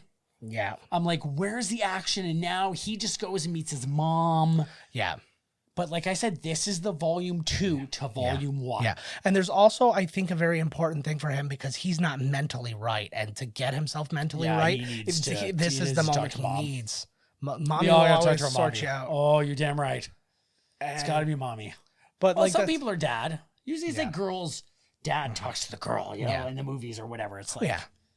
Well, and so, but yeah, like this was definitely an important one. But it's also, he didn't need Odin's wisdom here. He needed mom's love. Right. And he needed to be able to close all that out. It's a very weird combination of the two of these guys together. But like in these scenes that they go back in time, woo. I can't believe that even registered to him for one. I know he shouldn't have done it. He should have just been like, hey. Yeah, like what did you just do? I feel like that if they were going to have Thanos find out about this, that he is so good that when they got back to these times, that he's already there. That'd be interesting. Or the Dark Order is already there. So then you could give the Dark Order more of a bigger part that I feel that they deserved. You know what I mean? So they go back and then Hulk is fighting himself and then somebody from the Dark Order is there. And then the two Hulks are like, holy shit, who the fuck's this guy? And then it's like a 3-way where they're all fighting each other. Nice. And then he goes back and one of the Dark Order's guy is, wait a minute, what? No, I hear what you're saying. This is more about the emotional resonance and of these characters because we've been watching these guys for so long. Yeah. It's a different movie you could write, though, because, that brings you into an action where you have to then get to the snap. Like, you get to a spot where it's like you're in such mortal danger where you're like, it's all lost, it's all lost. You get that last moment, you get the snap, and then everybody else comes back. Right. And then that's where you, like, it's like the Lord of the Rings thing where the second army comes, and it's like, oh, okay, so we were about to lose, but now we got our back up. Dig the whole thing, though, with... And it's Nebula...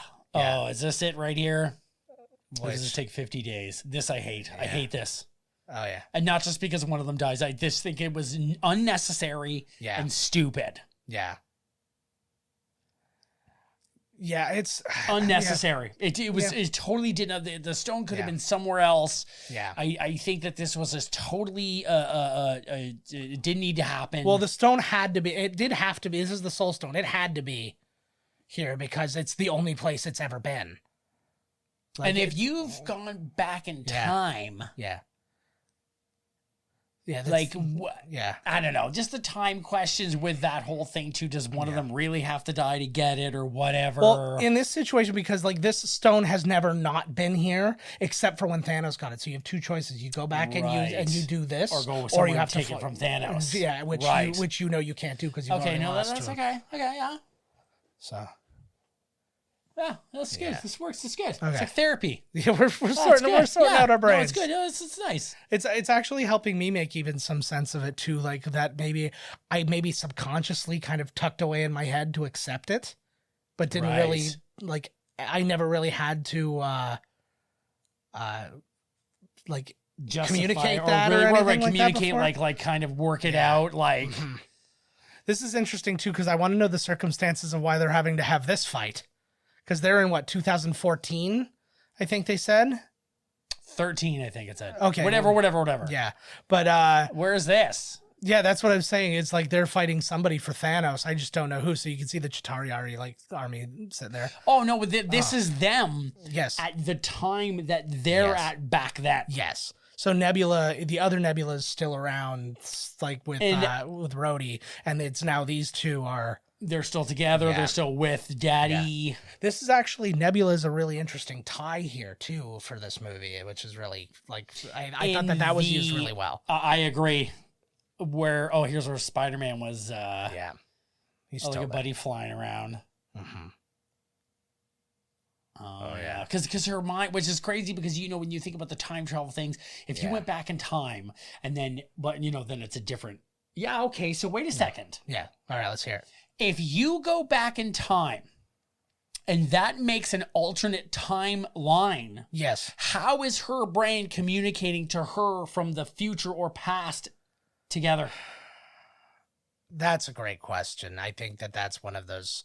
That's probably one of those ones you just have to fucking like. It's maybe because we're already here. Right. I think if I were to say anything to justify it, because they're now occupying the same space. That they're connected. That's not bad. I dig that. Like I don't have I don't have anything that's explained from the movie that says that. But that would be. Yeah.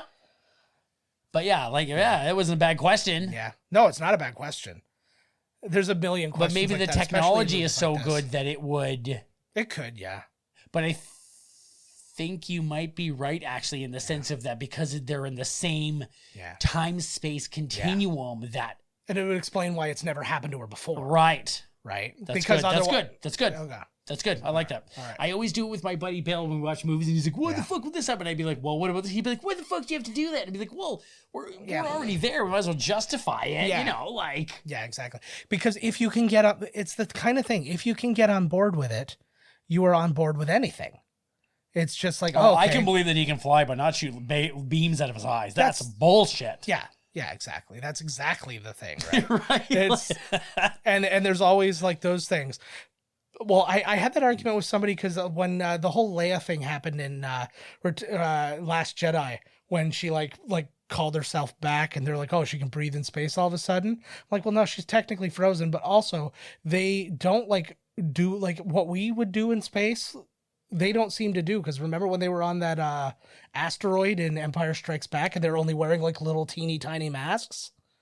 Oh, well. And that's more of a gas mask than anything else. So I guess that doesn't apply to this version of space. So I guess Empire's the worst one ever made. That's. I love too, because in the whatever here, the closed captioning, it just said 2012 Captain America. Yeah. It's kind of neat, actually. I kind of dig that. It's interesting, I guess, because now there's in this spot at the very least, you do have to you do have to like put the difference between them and stuff like that. But right? if you were deaf or something, Yeah.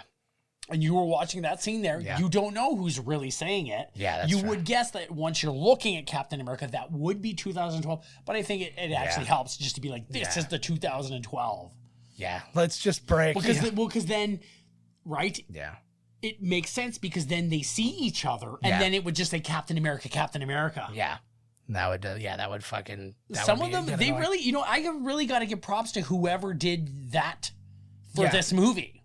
Mm-hmm. The captions and whatever, stuff? Because like that's a really good idea. Yeah. Movies like this can be complicated like this too. This is great. You take the stairs. He's like, fuck you. Like, stop it.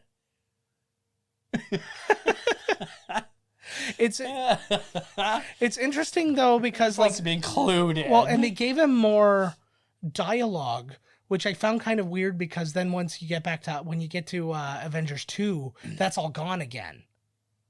And that's a good point, actually. So because he doesn't talk again until Thor Ragnarok. Really. That's right. When he starts, that's Because he only said in the first one, he only ever said puny god.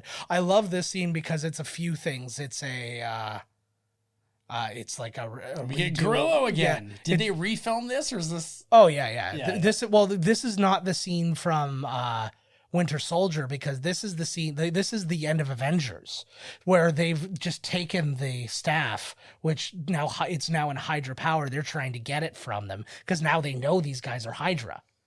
So now he's like, okay, I have to get it. So now he's got to trick them here. Yeah, he's awesome. I've seen him. I do like him too. He's on some. I saw him on some. What's it called, late night shows and stuff like that. That's brilliant. This was another thing too, because a lot of people thought that he was going to end up being that like the secret Hydra agent and stuff like that. Because that was the story. Yeah. That eventually more recently happened. You think you just jump right down the middle? Well, I thought like that's even a problem for him, right? I know. Well, no, but the thing is, the Hulk is born out of anger, so he just has to be mad about it. Right. It doesn't have to be a bother. He's just pissed. He's mad about it, right? You know what would be really good though is if you would have seen these scenes in Avengers where they were walking away and stuff like that. Oh. And then you would have seen that guy in the background with the suit, and then only to find out that was him, like Back to the Future 2 style. Right. I'm going inside. I'm going inside you. God, what would you do if you could Ant-Man? Shrink down. I don't even care about So an interesting thing. So a couple things. So Robert Redford, this is the first time he's ever played the same character in a second movie. Oh. He's never done it before. Also, when he was shooting this movie, he announced to everybody who was there, this is my last movie. Oh, no way. So he announced his retirement, or at least a semi-retirement, as he says. But, like, I don't know what that necessarily means. This is a wonderful moment, though. Yeah. Promise me you won't die. Like I said, I'm enjoying this much more than I did before. That makes me happy. I mean, like... I don't necessarily want you to have to like change your mind, but if you see I'm not things, changing my mind. I'm being objective, and I'm, it just doesn't. Yeah. With the first time I watched, I was so emotional of the last one and the this and the that and the. I get that. Oh yeah, he pulled the thing there, but he must be like, don't kill me because then. Well, that's what he. And that's what he said because he even asked. He's like, "Are you sure I won't kill you?" And I love Loki. He's like, no, you'll just give me a mild cardiac arrhythmia. See, he is Asgardian, and he is catching on to things right now. Yeah. Well, he's no dummy. And I love this alive. kind of whoop, hello. I don't give a shit. Yeah. What anybody says. Yeah. I believe an Asgardian can do that right there. Yeah. And move to another timeline and still be himself. Yeah. I believe Loki is truly alive, and I believe that was it.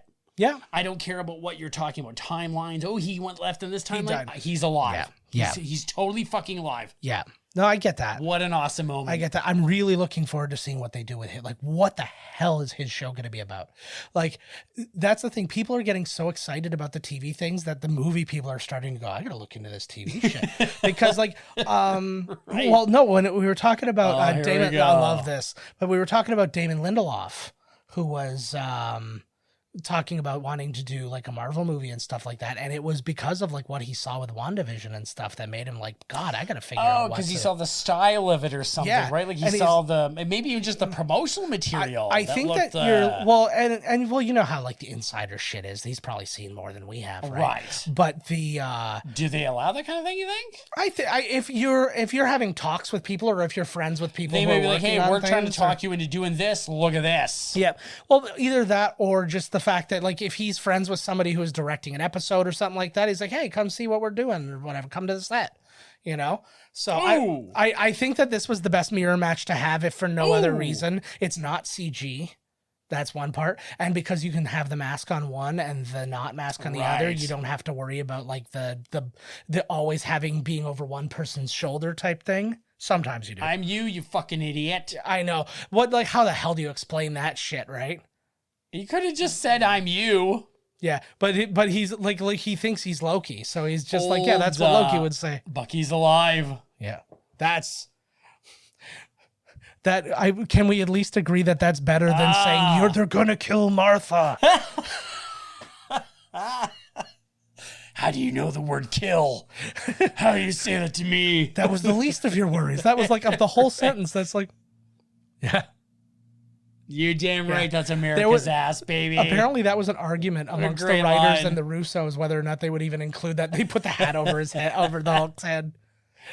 She's talking to his not even his soul, but his just Banner's consciousness. Yeah, like she's broken his consciousness out.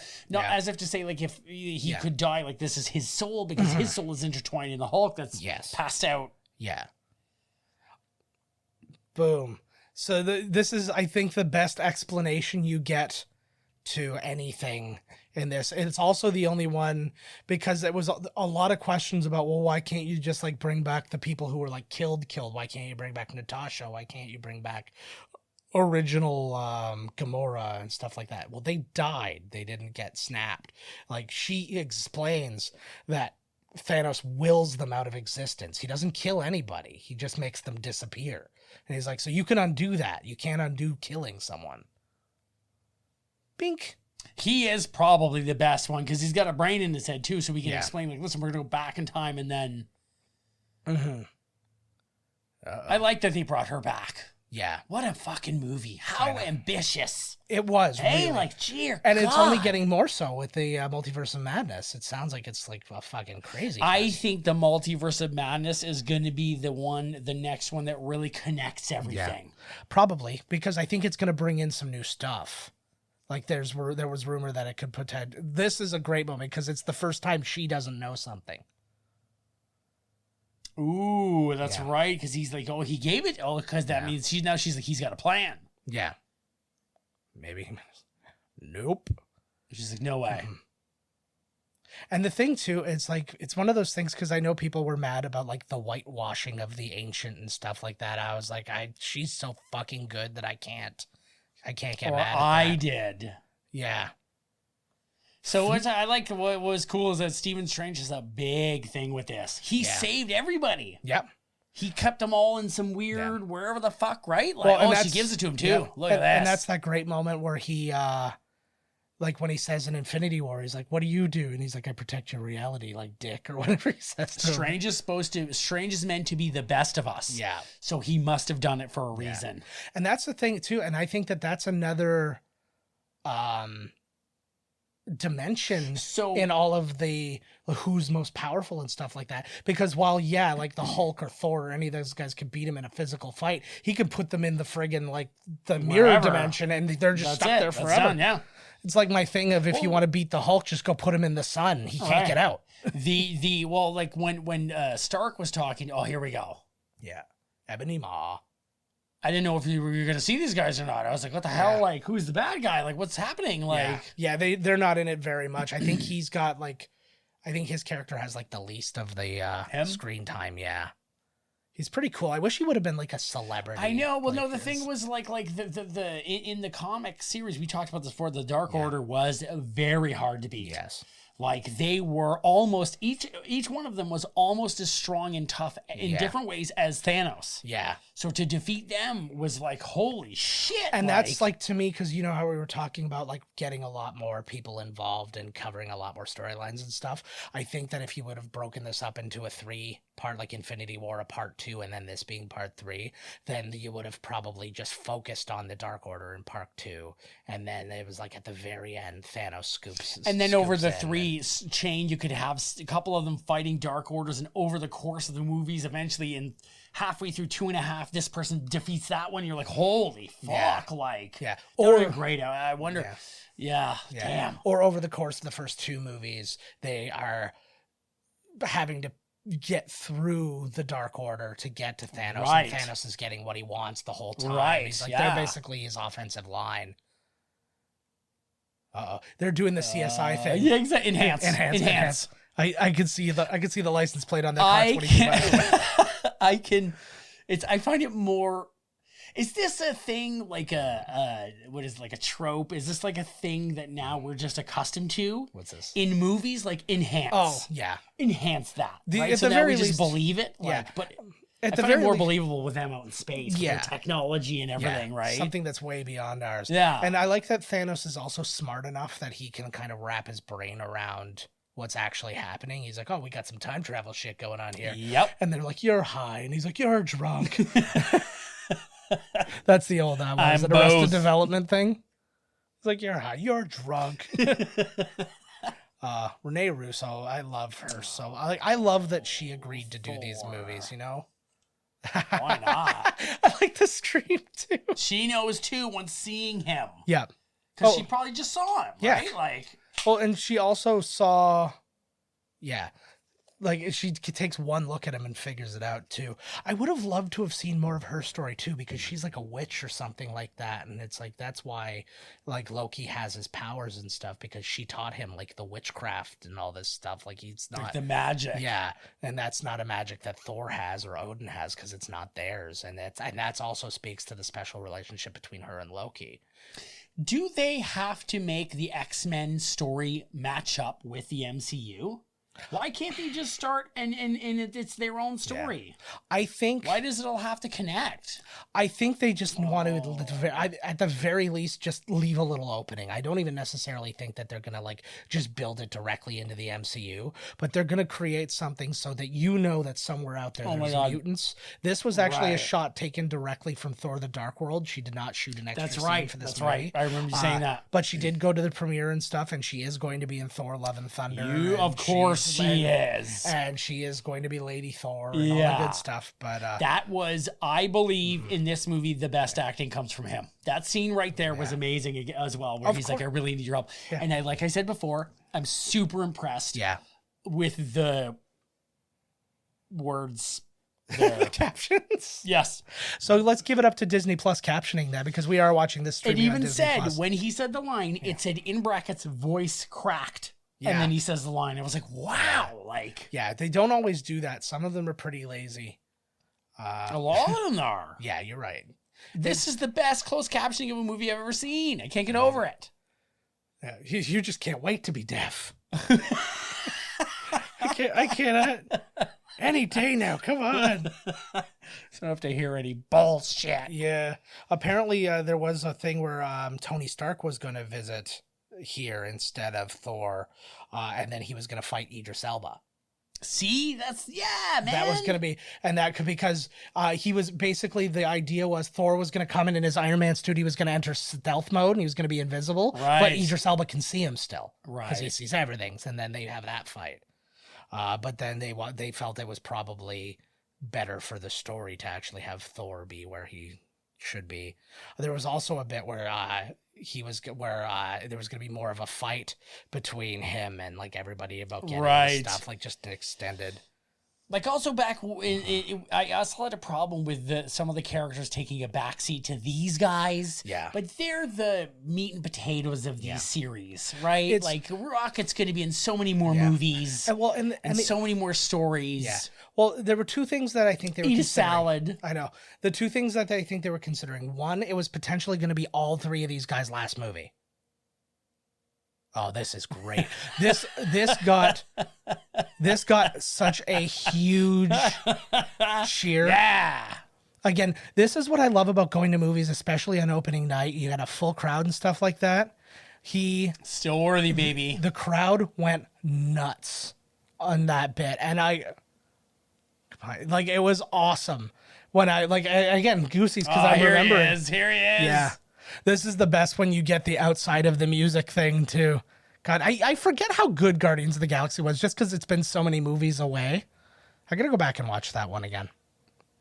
Let's go do all the movies again. Oh, my Lord. No, let's do commentary of the movies. Yes. That's what we could have done. We could have done our 24-hour thing is just nonstop these movies. So when is I guess they're going to, I wonder if they had to change. He's like, he's an idiot. Yeah. What? Yeah. I just like hearing it without the thing too because it's so different. Bonk. It would have been amazing if there was like an alternative version of the movie where like you can go back now and watch Guardians of the Galaxy where he gets knocked out and everything gets like caught up from there. He's like, what the fuck? That would be crazy, eh? Yeah. I love this too. This is such a human thing, right? The Temple of the Powers. He's right though. It's true. He's so right. It was just, but a lot of his shit seems to come from like movies because he was the one talking about. He's like, Back to the Future and burn that hand away. Yes. Reminds me a bit of what was it? iRobot. They had like the same thing in iRobot because the bot's like shell was stronger than the others, so he could reach into the thing. Jeez, girl. Uh-oh, that's a Terminator I was going. Legit just gonna say it's a T-800 hand. Holy fuck. She is gorgeous, eh? Yeah. I like that because they're the two bionic people. That's kind of like they did that on purpose, and it seems so random. They did a lot of things on purpose in this movie that work out, and some of them don't. Yeah. Oh, shit. She was 1 second away from getting out. Fuck. Oh, you imagine having those forced cluster headaches? See, here's the thing. Yeah. But I think that you're right. If you had to justify it, because she was in the same timeline, it would have here like a Thanos is a smart fucker, well, because she probably never changed her Wi-Fi passwords, so they're always connected. It's still 1, 2, 3, 4. You now he's looking at himself. God. So now he knows that his plan might not be. Yeah. Well, he knows he got what he wanted. He just knows that he dies. Yeah. Well, he doesn't even know that yet. We're not there yet. There. Hello. It's nice to be smart guy. Yeah. I find them all. It's you can't past tense something you haven't done yet. Even if you've seen video of it happening. It doesn't of yourself doing it. I would be suspect. If that's something I don't even know what I'm looking at. I don't even think though, like, you know how they talk about like in like the Matrix and stuff like that, they're like, you wouldn't even be able to wrap your brain around like coming out of like the Matrix, and then like if you were too old and stuff like that, your brain wouldn't be able to accept it because like the reality of it and stuff like that. That's like if somebody showed me a video of me in the future, I think that's how my brain would go. I think my brain would just like go into self-destruct, and it would just I don't know even. This is the moment you kill Todd. And you're like, what? What? I didn't do it sooner? This video isn't from tomorrow? Poor Nebula. I know. Oh, she really is. Like, I don't know what it is. Like, it's like it's almost like a sad puppy, like an abused child. That's it. Kind of like an abused puppy kind of a thing. Like, yes. Like, just like all I want to do is have you love me. but then like decisions Oh, that I and haven't now even she made knows. Yet. yet. Yeah. Shit. That would have been the So best. there's still. I know there's a lot of movie left, but there still has been a real action scene. Yeah. There's been a little tussle, muscle here and there. Yeah, you get I think like a scene like that gives you emotional action, and then of course the music doesn't hurt, right? Of the, You know what? Them going back in time was not nearly as long as I felt it was the first time I watched it. yeah, I know he's still there. yeah. Well, Or is he? There's another. Yeah, they're still back in time, and they got. Oh, one that's more, right. Yeah. They got one more jump to do. Yeah, because they fucked up. Yeah, I thought here that there was going to be a sacrifice because they were talking about like, oh, there's only so many things. So I thought what was going to happen. I thought Captain America was going to give up his Pym particle and give it to Tony to go and fix the problem. Like you can go back and then go back type thing. He says it right there too. He's like, "You ruined the time heist." I know. Yeah. So right when he said each, I was like, oh, you're going to have a thing. So he now figures out what you figured out at the beginning. But again, you've seen the movie, so I don't know. No, but I thought of the moment that I saw it. Like, why would the first thing... Okay, it's like, Yeah. we've got one shot Yeah. to, we I don't even know how to put it. Yeah, No, I fuck it. understand. Like, I understand why what would you're the first thing you didn't go, okay, we need to go back in time. The only thing we can go back in time with is a Pym particle. Yeah. The first thing you should do is go back in time and grab a shit ton of Pym Yeah. particles and then... It's the Million Wishes plan. Yeah. It's I wish for a million wishes. Go get the fucking Pym particle. Then you could screw. Actually, that would have been interesting too, in and of itself, because you could have They could have screwed it up a bunch of times. Where they Look at keep the poor guy. Look at they're like they just choose him as like a secondary. Take this back to whatever. I know. Yeah. Steve. Well, it makes sense for Captain to be there. America, right? Rogers. There's a. Yeah, it's fine. We'll be good. Pissant. Did not see. I don't like it. I don't like the way they talk to him. Yeah. I don't like it. Yeah. I don't know. I think that they just. Pissant. Yeah. Come on. Well, they just needed to fit something in where he could say the word ant. There were no light insults with the word ant in it, I guess. I don't like your I didn't antics. even. It's ant is at the end. Yeah. So they. Yeah. This was his official last. It wasn't the last one he shot. The last. What's it called? The last cameo he shot, but it was the last one that ever happened, and then they like de-aged him for that, obviously. Oh, and this is where he runs back into her. He Gets to meet his dad, but There were rumors actually that Mark Maron played Mark Stan Marrow. Lee. No, not Mark Marrow. Mark Maron, the comedian podcaster dude, that he was Stan Lee in that shot because it looked a lot like him. And Does he look like him? In that shot, because he's got the dark mustache and and there's Yvette Nicole Brown there also she from is. Community. This actually was a reshoot. Oh, I forgot about her in this. They last minute they needed to reshoot a couple of scenes, so she was in cast her. Community, right? Yeah, she was also. I in like her. So she is. So now, if we count everybody from Community who is in the Russo Marvel movies, Yvette Nicole Brown, Danny Pudi, Jim Rash, who was the dean. We just had Ken Jeong. If you count some more outside Marvel movies, Donald Glover was in Spider-Man. That's right. He was the the second one. And then so that's technically a Sony, but technically a Marvel, whatever. And then you have It's Marvel. Yeah, I know. It's Marvel. I know. And then Joel McHale was in Spider-Man 3, the Sam Raimi Spider-Man 3. He is? Yeah, he plays some. Oh, like my God! I checked out on that one. Oh God, I missed him. I checked out a minute and a half into it. There it is. Wouldn't that be neat to have one that glows? Oh man, Like I'm as sure on it your exists. thing, But maybe it could be like my mom has this like light, but it also shoots like potpourri. Yeah. It could be that thing. Mm-hmm. It's also a Febreze. I was kind of interested too because they Is were. that his dad? That's his dad. But I was interested because two different people have played Howard Stark, and I wasn't I had a feeling that this could happen, but I wasn't sure which Howard Stark was going to be there because usually the older he's the older Howard Stark, and the younger one is Dominic. I can't remember his name. Oh, right. But he was in That's Agent who I was Carter expecting here, even though I've seen the movie. I know. So I was looking for the one that Bucky killed in. This is the one that Bucky killed.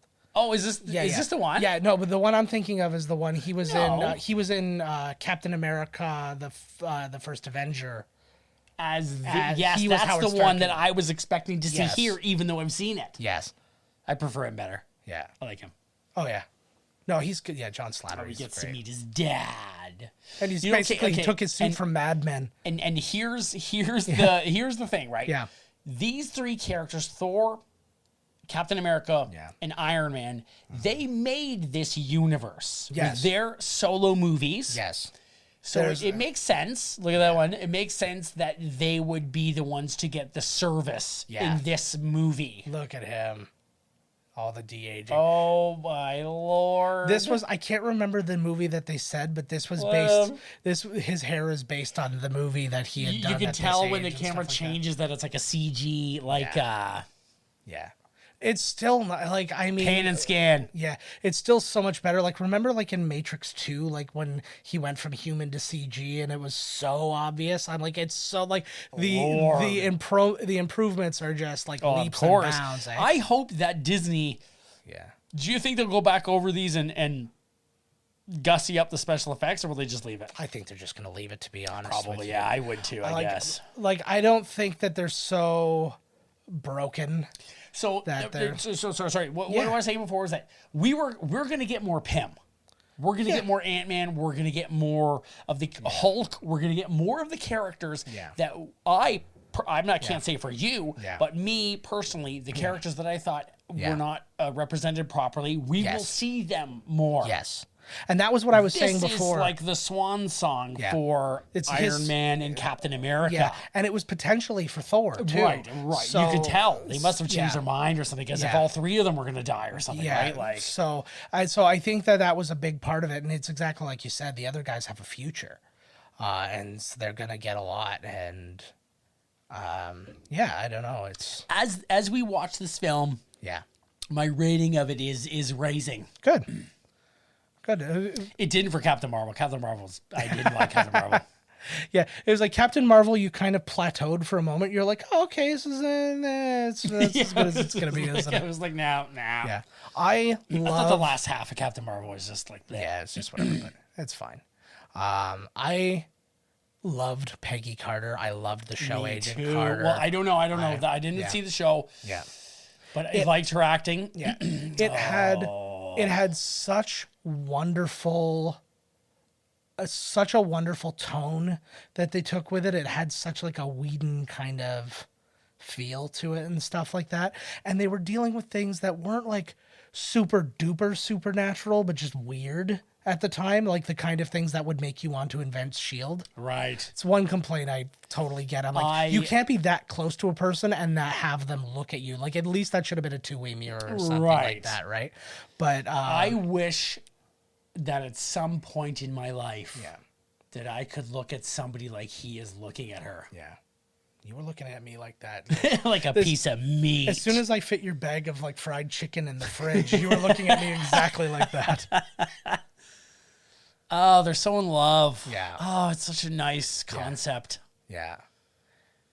This is a nice thing too. Well, like it's again, like I said, he's closing the loop. He's on his son. On his entire life. He's talking about, I'm sorry. I mean, he's talking about him. Yes. Yeah. Well, he's like, at this point, he's not born yet. His wife's pregnant with him. So now he's all nervous about being a dad, and he's actually seeing, he's like, oh, wow, you actually gave a shit about being my dad? Cool. And the cat's in the cradle. Well, we'll take a moment. Let's talk through some money and stuff. So the movie, it was what was the budget? I think they said it was $395 million. Dear God. Is that just for this one? Yeah. What? Yeah. It was, it's considered the most expensive movie ever made. The second one. Just the second one? Yeah. And like, so the two of them together cost $600 million? I think it was about $600 million for the two of them. Yeah. Holy but it paid dividends. Domestic, of course it did. Domestic, it made $858.4 million. It is the highest grossing domestic movie. Oh, there is Jarvis, who was in Agent Carter. Oh, no way. So that is why Jarvis, the robot or the AI, is named Jarvis, because he's named after that guy. But he is the only person who started on one of the Marvel TV shows and ended up on a Marvel movie. Oh. Anybody else has gone the other way. Like Peggy Carter started in a movie. Coulson started in a movie, and stuff like that. So Oh, she's rumbling herself. Yeah. Lick her pussy. Scissor. What the hell? Scissor hard. I know the first moment I see myself, we're going to bang. We're not fighting. We are going to play swords until Oh, one my of us Lord. comes. Nobody's going to love my stink but me. So it made $858.4 million domestic, set the record $2.8 billion worldwide, beating Avatar, beating thing. James Cameron, it was a good sport about the whole thing, which was nice to hear. He had, when he beat Titanic, he sent a message, and then he sent another message after it beat Avatar, congratulating him. But when it beat Titanic, he sent them a picture like on Twitter, which was the Avengers A, like sinking the Titanic. So I'm going to tell you right now that I think that Avatar 2 is going to kick fucking ass. I don't mean whether in a movie do I like it or not. Yeah. James Cameron. Yeah. He doesn't do anything but make fucking $1 billion movies. I know. And I'm telling you right now, the CG, the 3D is going to kick fucking ass, and it's going to make a shit ton of money. I think the second one Do you will. think it's going to beat this? Avatar 2. I have a hard time believing that it'll beat this because, like, think of the build-up. Like, I know what he's done in the past and stuff like that, but think of the build-up that it took to get to here. Think of when, like, Force Awakens, how excited everybody was, and it only made like $2 billion or whatever.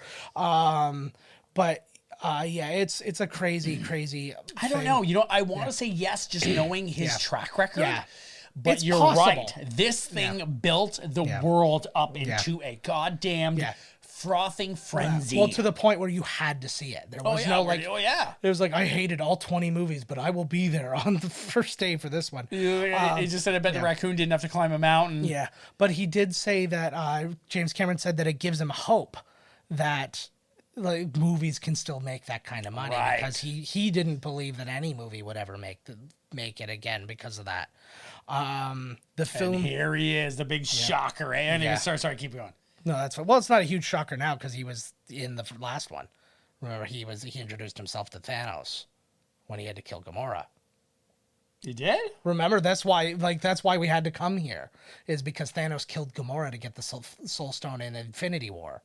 Right. Yes. So that's why I'm saying it's not a surprise now that you see him, because we know where they are. And it was Red Skull then? Yes. Oh, right. You're right. Yeah. Yes. So what a shocker. It's still him. Yeah. He didn't he's like, fuck this, I quit. Yeah. I'm going to go work at the 7-Eleven. Get somebody else for this fucking job. Exactly. Well, the guy who plays him now, Ross, I can't remember his name. He's in Walking Dead. It's not, what's his face anymore? It's not Smith anymore. Hugo Weaving. It was just a CG guy. It's just, the guy who's doing the voice now is just essentially That was doing Hugo his Weaving. impression. I'd have been like, fuck off too. Like, what am I going to show there? He just was basically like, he didn't want to go through the process of all the makeup and shit again. It wasn't worth his time. And obviously they didn't need to, because like, there he is. Mm-hmm. So some more interesting little tidbits. So this movie on its Thursday night debut made $60 million one night. I remember that. I remember. Yeah, it beat Force Awakens, which was the previous record at $57 million. But here's a little stat I'd never even thought of, but it was obviously true when I heard it. This is the first movie in 45 years that was the highest grossing movie ever that was not directed by Steven Spielberg, James Cameron, or George Lucas. Say that again? It's the first movie in 45 years that was the highest grossing of all time that was not directed by Steven Spielberg, James Cameron, or George Lucas. Wow. That's a good one. That's a good one. Yeah. That's a good quote or stat or whatever. That's a good one. That's sometimes a crazy one. They're all good, but sometimes you rock one like, ooh, that's a good one. Yeah. And also, this is the first movie to ever reach $1 billion in its first weekend. Dear Lord. Well, there's more people and everything, but But they did a great job. They did a great fucking job. But I was going to write down, I didn't have time. I was going to write down all of the records that it beat, because it also beat pre-sale records, it beat opening day records, it beat Saturday records, it beat Sunday records, opening weekend records, it beat second weekend records, it beat fastest to 2 billion, which was like 11 days. Like it was just so many goddamn things. See, these guys, again, closing the loop. We know these guys' relationship from the first Avengers and how it's like, I've got red on my ledger, all that kind of stuff. This is them closing the loop on their relationship. And it's it's an unfortunate way to do it. I find that this moment is built in another moment. Yeah. Like we saw this happen already. And Yes. this is what kind of gives you the dread and the whatever, but I don't know, man. It's the only twist being obviously that they're trying to each sacrifice each other rather than Thanos' because they're like, this is selfish my job. sacrifice. Both of them are like, this is my job, and Yeah. this whole thing is to sacrifice myself for this stone. Well- and you know what I like too is that they are not in love with each other. Yeah. They are in love with each other as friends. Yes. They do not love each other as lovers. They're family. They're family. Right. They're just, And I dig that. Yeah. That I dig. I dig that too. But I like it too because she doesn't want to leave him. Like she doesn't want to live in a world where like he killed her and then her family comes back. His family comes back. He doesn't want his family to come back to him like the way he was. Right. Like, he's like I've done some fucking crazy things. I like the They're fighting over who kills themselves. yeah. It's if two Over people who were gonna, sacrifices themselves Yeah. for the team, right? if two people were gonna do it, it would be these two. Jump. It would have been great if she just grabbed him by the scruff of the neck and pulled him back. I was like, oh my god, she's strong. It's so much. But here's another thing too, and again, like just a little bit of semantics, I guess, is you're supposed to sacrifice the one that you love. Is this really sacrificing the one that you love? Exactly. Right? That is what I thought. That is. yeah. I forgot that point. Yeah. But yes, they do love each other. Yes. Well, So no, in this moment, Black Widow has done the proper thing because now he is sacrificing her. Well, Yeah. no, because But- essentially you would have to push them, or that's my thinking is you'd have to Right. basically give up one. you can't and- throw yourself yeah. in. You can't Yeah. volunteer. Yeah. Somebody's got to. But on top of that, he's trying to not drop her. He doesn't want to let her go. and then Maybe she in this falls. situation, it still counts as a sacrifice because Yeah. they're so conflicted. Each one of them Yeah. wants to be the one that goes. Yeah. And for me to let you go is a sacrifice because I want to be the one. I don't want Yeah. to be left behind mourning you. Yeah. And That's- blah, blah, blah. Well, I was going to say maybe even that still counts as a sacrifice for love because Mm-hmm. she sacrificed herself for her love for him. Right. Yeah. Or vice versa. Yeah. Well, in this case, that's how it went down. I do like the effect of this. This looks like a legend, like something that would be awesome in the Legend of Zelda. Or Lord of the Rings. Or both. That's already passed. I can't. Legend of fucking Zelda games are wait. coming. Oh, man. Oh, I can't wait for the next one. This looks like just a nice place to take like a soak. This look. Apparently, we did talk about it during Infinity War. That was originally supposed to be like human blood, Nice place to take But it- a soak. but it looks like you know This those. is where you go when you're in one of those isolation chamber things. That's what I was gonna say. It looks like one of those. Yeah. Where the fuck's this guy? What the? And then imagine. Ooh, look at that moon eclipse thing going on over there. And then imagine Thanos is there as a yoink. That's one thing I would really love to see. Like again, if you could say transport yourself, not through time, but just through space, I would love to got it. transport myself to a planet where you could see like other planets like in close orbit to you and like that kind of stuff. Like there was, That's good acting, actually, too, right there. yeah. Again, it's all because like what they gave him in 2 was nowhere near enough for what He got they ripped took off from in him in all of 1. them. But like they gave him a family and stuff like that in 2, which was okay. It was all well and good, but it was like it just didn't make up enough for the fact that he was a zombie in the first one. Fuck, now they're all back, eh? Yeah. And look at her. I like that War Machine had a suit over his War Machine suit. Like he wasn't just like. Yeah. She's dead, brother. She's fucking dead. You had a. Yeah, I think we all realized right away. I like that they gave him hair in this version. He's Because got some chest him hair. and her Yeah. were in love Yeah. for real. I know They just that- never had to consummate there. I know. And this is one real complaint. I know they don't really have time for like I Where's her justify it. funeral? Like this is her funeral for like I don't know how much time has passed between now and then because obviously they didn't just throw on suits and go outside and mourn. Like obviously to some amount of time has passed because they also have to build the nano thing. Right. Like it could be months and they're just still sitting there going fuck I can't believe it. But they haven't indicated. I that don't in think any it's way. months. I don't think No. it's months because of the way Thor looks. Yeah. I think it's right after. Yeah, but it's like, yeah, I just don't know how close. You know what I mean? But Thor can't fly in there and fucking grab her. Come on. Yeah. Nah, she's done. Yeah, see her there in some crazy and realm. And then you find out, and he reaches his pocket. He's like, "Oh, should have had that one the whole time from this timeline." He's like, "Man, you didn't have to go back after all. That's a waste." And he puts it back in his pocket. Yeah. Yeah. It's an interesting thing too to have everybody arguing over something that they clearly don't understand. I like his hair. Should I grow my hair like that, even though I can't grow hair on the top of my head? Growing on the bottom. From the sides, scooping out. Yeah. Yeah.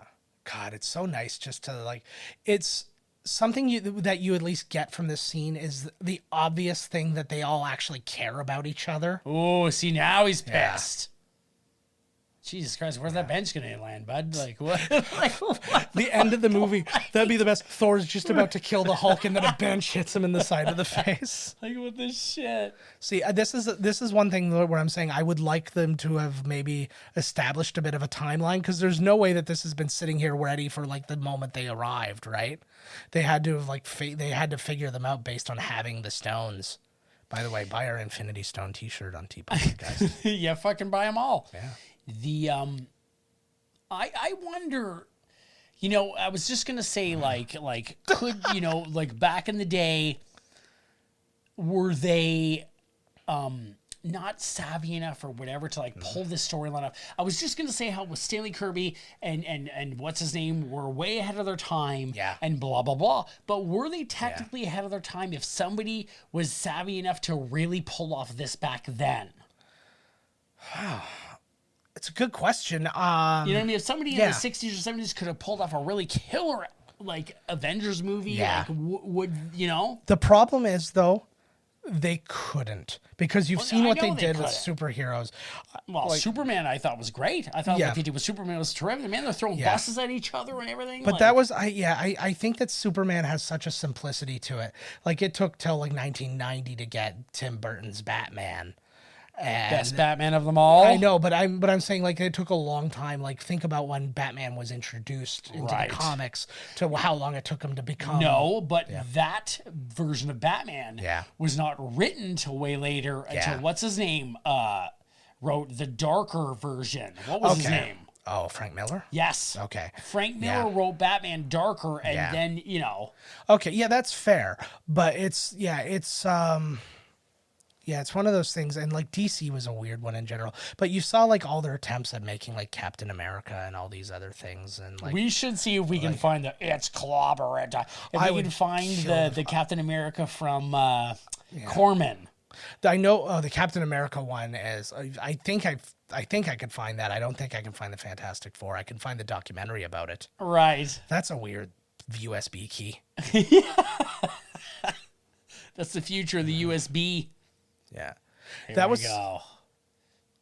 Yeah, it's interesting. It's like you have to think about this very specifically. It's almost like he's trying to help him avoid a boner. Oh,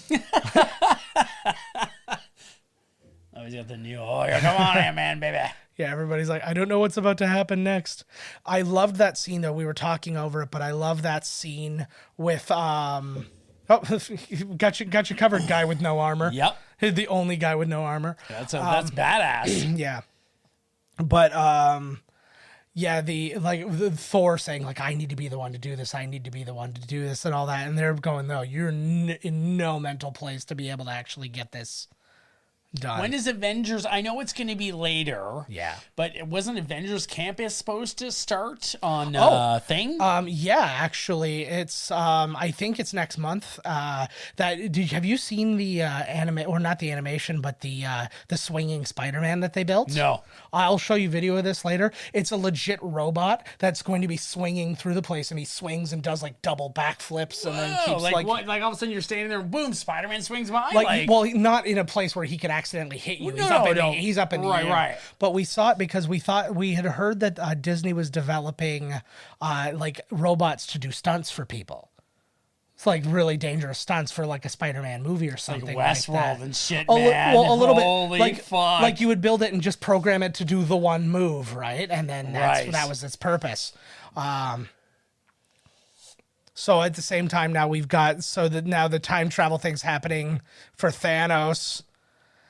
And this is a point they were making too. So this is something that'll be interesting about a Hulk is because they say that his damage is permanent. Like his arm will be fucked forever, and it will be weaker forever. It's like skinnier. Like in the end, you'll see it's skinnier than the other arm, and it's all that other stuff. So it'll be interesting to see what they do. Like, does he? So he thinks it?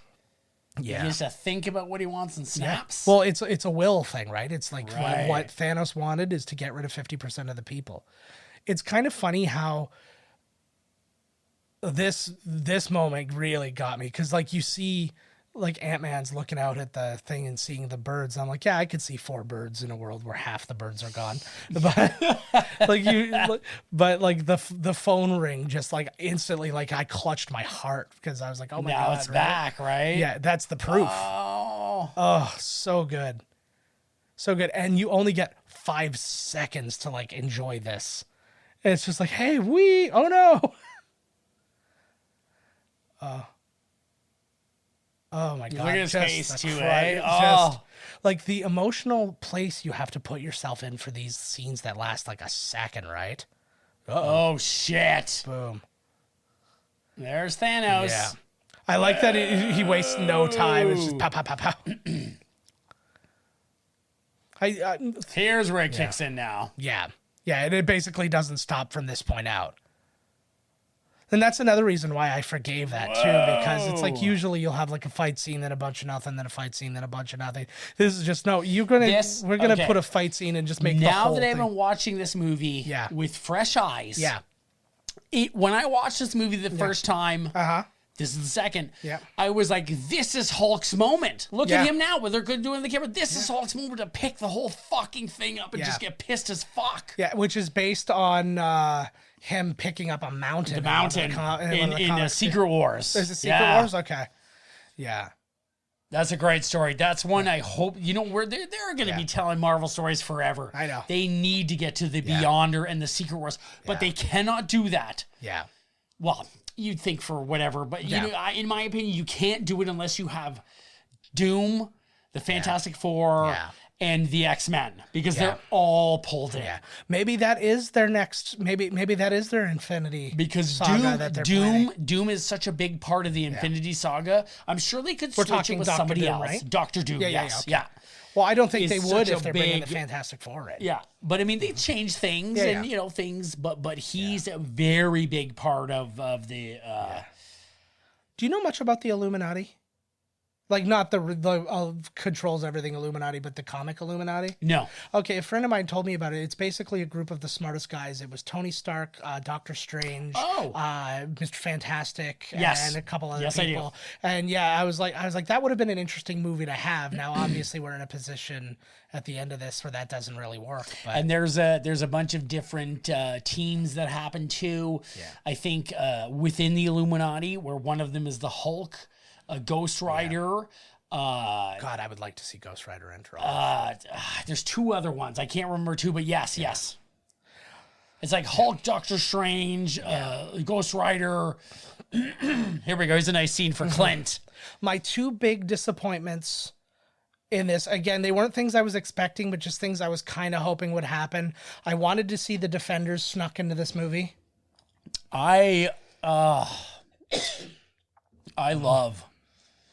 Like, I wanted to see Daredevil. Yeah, but it would have been cool. Like, I wanted to see this fight maybe spread out over more spots, and you go to New York and you see fucking Punisher and Daredevil, and they're all fighting. The Defenders are fighting in the thing, but then I don't know where it would happen. I don't know who it would have connected to. Only because the timeline of these things would have worked, just with the actors and whatnot.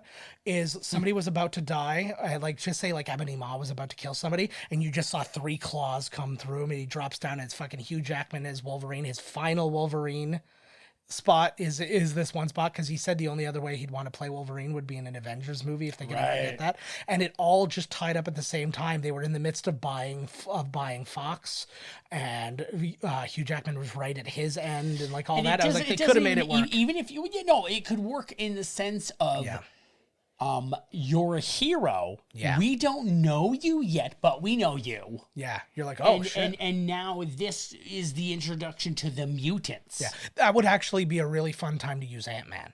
Right. Because like anybody else might not even react that hard to it, but like Ant-Man would be, what the hell? Exactly, right? Ant-Man is essentially like us. Yeah. That's They exactly. make him like the us, Yeah. you know? Yeah. Well, that's exactly Look at like that makeup. Is that makeup or is that... yeah. That is amazing. Oh yeah, it's makeup for sure. It's not even prosthetics. I know there's this prosthetics chick, on the other side. I don't know her very well, but I Gillan. worked with her in Toronto. Yeah. And I have her on Facebook, and she does makeup for movies and shit. And I Yeah. see her doing makeup Yeah. on actors and things, Yeah. and she's like, "Oh, on the set for this, and this is the guy I'm doing," and she's good, man. Yeah, I would love to get some like a real makeup job done for some like cosplay thing or whatever. Now here's my favorite Thor moment is seconds away from happening, and I just absolutely love it. Like, it's so good. There they are. Yeah. That's a good. This is actually a scene in a movie that There are I've the three of them. Yeah, a movie that I've kind of like contemplated and like broken down. It was basically about people who were taking they were taking all these like not vaccines but like antidotes and stuff to like biological warfare, and they'd been living underground forever, so they had like their kids and they had like these built-in like immunities and like and so essentially superpowers and stuff. But this is the scene. Look at this with Thor gets the zap, the awesome, He's got both of them. the awesome braid. And yeah, and he's got the two things. But anyways, I had like the one guy who was basically, he was like bred of these people. So he had all the strengths and all the whatever. He was going to be the impossible one to kill. And I had him just sitting like on like the steps of like a Capitol building or something like that was in ruins because they'd been living underground for so long and stuff like that. And that was, except it wasn't Thanos. And so that beats mine already. I like his double sword too. It's like, it looks like a vibro blade from, Knights of the Old Republic. Oh, Thanos is a smart guy. yeah. Oh, so now he knows I gotta wipe off Earth. Oh, it's a lot of. He's not wrong. Like, Yeah. Well, there is too many people. Yeah. Oh, and that was the thing. Like what he said in the first one about getting rid of half the people, I've legitimately said that. Yeah. I don't want half of No, the world my to die. God, That's like, not the thing. Even though if half the world did die, it would make Yeah. the world a much nicer place. Yeah. But as Mother Nature yes. would really be liking that. Yes. Bless you, Gaia. But that's the second time. Actually, the third time I said that today. I said that independent of you. I said that another what? time. I said that like while I was eating dinner today. She's just in my thoughts, I guess. Mm-hmm. Yeah, but that was my thing. Like I was like, it was mine was just a theory of like the world would be like a much easier place if there was like 4 billion people, not like This entire scene Yeah. needed the Hulk to fight Thanos at Yeah. least a little bit. Yeah, well, yeah, Everybody was disappointed when he just rocked him. You know what I Yeah. mean? Like, yeah, and then Hulk starts, you know what I mean? Professor Hulk is like, okay, so this scene should have been yeah, the three of them are fighting Thanos. He whoops them. yeah. Professor Hulk is like watching. He's not trapped underneath. Professor Hulk is watching and he's like, oh my God. And then suddenly the Hulk Yeah. comes up from within him. And then he's like, fuck you. Well, and this is where Red Hulk was supposed to, like, basically they were going to ignore General Ross. Like I said, we're going to ignore General Ross And as turn a him into separate red. Hulk. It was going to be, this is the difference between Smart Hulk and when he really hulks out. He now Right. turns into a different color, so you can now tell the difference kind of thing, right? And he would be much bigger. And maybe the Hulk doesn't win and beat him. Yeah. But he does way better. And it holds him down while somebody else Yeah. can, something. Yeah. There was no, yeah. but like I said before, like this is a different time. Things have happened. Well, and it's a really different tapestry too, because you also have a moment where Captain Marvel gets her hand at him, or Scarlet Witch gets her hand at him. Like how many times can Thanos almost get beat in this fucking thing, right? Like it's so I understand that, and also it would have been a lot of rewriting themselves out of the corner that they have him in right now, Right? Because he's injured, and he's like, it would have been cool if he could have done something to help, like if Hulk could have done something to help against Thanos at the time, but he did. He did the clicky. Yeah, but he's doing his own thing. There's two. Listen to yourself, for Christ's sakes. Yeah, it's a lot to deal with. It is. I agree. It's just like it's a lot to deal with. Yeah. You just killed yourself. No, but this must be and this is a weird thing for Nebula, because it's like, well, I've still got one, and it seems to be the one that's more reasonable. It's the older. Yeah. In the comics, I don't know them, but what I heard was that Nebula gets the... Yes. My understanding is that's the Infinity Gauntlet. Yeah. They all use their team power. Look, this is awesome too. Boom. Oh, use them as I actually don't remember that shot. Don't That's either. Awesome. I don't like who they got. Like, they just got like this random Irish girl to be the voice. That? It's just like, it's the new one. What's that supposed to be? It's Friday, the replacement for Jarvis. Because, okay, right. And the other thing is, I was missing Vision. But I know, like, Vision isn't something you just bring back because he wasn't, like, snapped or anything like that, right? Poor Vision. Yeah. Boom. Like, it's so, like, to see him, like, stomp out these guys, The thing, too, that gets me is a lot of the characters... Like, well, I said it before too, where he'll be back. We'll see him. Yeah. Like, I thought a lot of the characters weren't represented properly. We didn't see enough of them, but we'll see them. They're still there. This. Oh fuck! Look at this. This destroyed my audience when this exact moment happened. So boom. Like, literally, people were standing up and going like, yeah. You know why? Because when it came down to it, Mjolnir, he's got Stormbreaker. Yeah. The gods, whatever determines it, was like, he is so worthy. Give him Mjolnir. Yeah. That was well. The argument is that, and the theory is that he was able to pick up Mjolnir in Avengers 2 when he tried, because he moves it a little. He nudged it, and he does whatever. Look at him go! But there's a thing where they're saying like I love like the things that they decide. I don't like that he does the thunder, to be honest. Because he's not the god of thunder. If you get Mjolnir, you get yep. Oh, see, I didn't think I didn't know that it was a conduit to thunder so much as Thor could use it as a conduit because he is the god of thunder. I did not know that either. That's a good question, but I believe that if he's got it, they're just like, give him the powers. Oh, I think this is badass. So I'll let it slide. Give him. You notice even there, he doesn't grab Mjolnir there. He grabs his wrist because he's not worthy of Mjolnir. I did not notice that. Yeah, he grabbed him by the wrist. Holy shit! Look at the shield. Holy fuck! Yeah, what the hell is that made of? If it's breaking the shield up, right? Oh, Captain America, you did great. That was a great bit. Now we get into this is again like where my mega goosebumps come is this moment that we're about to get. And I'm probably going to take the audio off on this. I don't really know how much of this is legal, but not enough of you fucking listen for this to be a real problem. Exactly. Come on. Oh, I'm going to throw out a little apology, too. You know how we talked about our friend Dakota Johnson? I misread. It's Dakota Jackson. And it is a male. Who he confirmed it is a man. So... That is so great. So we talked a lot about the sexy girl Dakota Johnson, and it ended up being I meant a man. Sexy man. Yes, he is. Dakota Jackson is a sexy man. You sexy fuck. Yeah. Awesome. So that's my apology for this. And now we bring back the Dark Order and like. That's so funny. What the fuck? Yeah, well, you know how these things go. I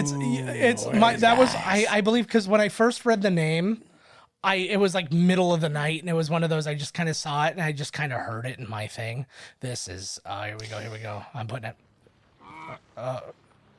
I'm getting the audio. I got to take it back out because I don't want to play too much of the audio without getting the part that I actually want to hear. Like they're even gonna fucking. I know, but it's my job to keep this legal because you're not going to do it. That's true. Yeah, that's absolutely fucking true. You're doing heroin right now. Be arrested. Yes. Like second episode. See, and here's the thing. Yeah. This is, in my opinion, the last time they can do this. Yes. We have seen this a lot. Yeah. and maybe the fact that they made it 2 hours before this shit happened, you know what I mean? Like, is there the reason? Like, we've seen this. Yeah, absolutely. Absolutely. Oh, here it is. This is, and the second this, again, you got the audible gasps. I like the movie going crowd is so important to the experience of these movies. On your left. On your left. Boom! Ooh, love it. And then this opens up. And then when all of this starts happening and happening and happening. Oh, shit. See, once there again, it is. Count fifth time this has happened to me. There he is. Oh, I love this. I love you, Black Panther. Black Panther is so good. I'm so looking forward to his next movie too. and whatever it's going to be, because he did such a good job with it. There they are. Now it's just like, it's amazing how organized they got. I guess Doctor Strange got them all organized though. Yes, But okay, this is of what's course, happened. This Yeah, is I what- wonder if we're gonna have to find out later what they did in this time. Yeah. Was time suspended? And- see, he's the fucking MVP, one of the MVPs. Yeah. He's the MVP you know of what the I mean? whole Like, story. of it. holy shit! Like, Yeah. Like, I feel bad for these guys. I wonder how they felt about, because they knew this going into Infinity War, right? they're It's not like, the you're Avengers. you're 100% right. they're That not is the fucking Avengers. They're the Guardians of the Galaxy. That's Spider-Man. This is what Black Panther does to me, though. This Bombay, like, I'm amped. Like, they did the same Hey, thing there's in like Infinity War, I thought it's too. a white dude in there. Yeah, but look, you can see friggin', yeah. there were, you could see that there were ships coming in. It was like the Nova Corps ships were pouring in. Did you notice that? The real thing Yeah. is the fucking Pegasus that just came through. That's like a mystical being that they saved. I know. So no there's, doubt. there's more so than just saving our heroes. That was good. I There taught my she daughter how to is. do the superhero land today. She was doing it all day. But yeah, if you noticed, there were a bunch of spaceships that came in for them, and one of them was and there were like Nova ships and stuff there. And he's got the Hulk. Yeah. Oh, so good. So fucking good. Now, here's my thing. This was a legitimate thought that I had. I thought that this was the end of the movie and there wasn't going to be a fight scene. I agree. This, I agree with you. I was like, is this the end of the movie? Right when I was he like, were they lying and there's going to be another one? that was kind of where I was at. And so he does the assemble, and then like the way the music builds and all that, I thought it was going to go to black. And I was like, if that happens, I need to get the fuck out of here fast, because this, like, the people are going to blow this building up. And so an interesting thing, like, because I mentioned the spaceships and stuff, Kraglin, played by Sean Gunn, who now has Yondu's thing from Guardians 2, he is in one of the ships, and he shot scenes. He's got the arrow and all that, and so like he shot some scenes where he's flying around. But they talked about it, and they said, like, to go from the ground war up to the space war, they were like, it's not worth it. I love seeing Giant Man go too. There was a theory that was called the Thanos theory, where they said Ant-Man should have shrunk down small, crawled inside of Thanos' asshole, and then went big. And he's like, this was a cool moment too. I didn't even like balk at Pepper Potts as like having that. I love this. You have the little one. Switch. That was a great moment too. This must have been crazy, because like how little of this were you shooting next to anybody, right? Like it's just each actor by themselves, surrounded by green screen. Spider-Man. Oh, and then Ant-Man squish. Oh, this is a wonderful emotional moment here. And I go, Dusty. Dr. Strange. I love the explaining. So they were in stasis or something, because he just said, it's been 5 years. Come on, let's go. Yeah, literally. Like to him, it was a moment. Oh. Yeah. And it's so good. And I really, really would have liked even some more. Shit. Yeah. Like I could have given some more time with those two developing their relationship, but it's kind of interesting the way they go with Far From Home because of his relationship having ended with Stark and This stuff like is that. so It changes wonderful. a lot. Yeah, this is a great Look moment. at this. Those are the moments that I want to play more than anything. I don't want to have some giant thing. I want to have that, like, just to have that look that you buy into immediately, right? This movie is much more, you know what? This movie is about connecting. Yeah. Oh. It's the wrong timeline one, yeah. Yeah. Well, because the other one's dead. You missed the first time. But you got about the second time. So we were talking about the rankings. So Endgame is the second highest ranked on IMDb with an 8.4 out of 10. Infinity War is still ranked number 1 with 8.5. And then Avengers 1 is number 3 with 8.1. Yeah. I love how Falcon uses this shit too. It's just so busy. Yeah. There's yeah. Oh shit. Hold it. I love this bit.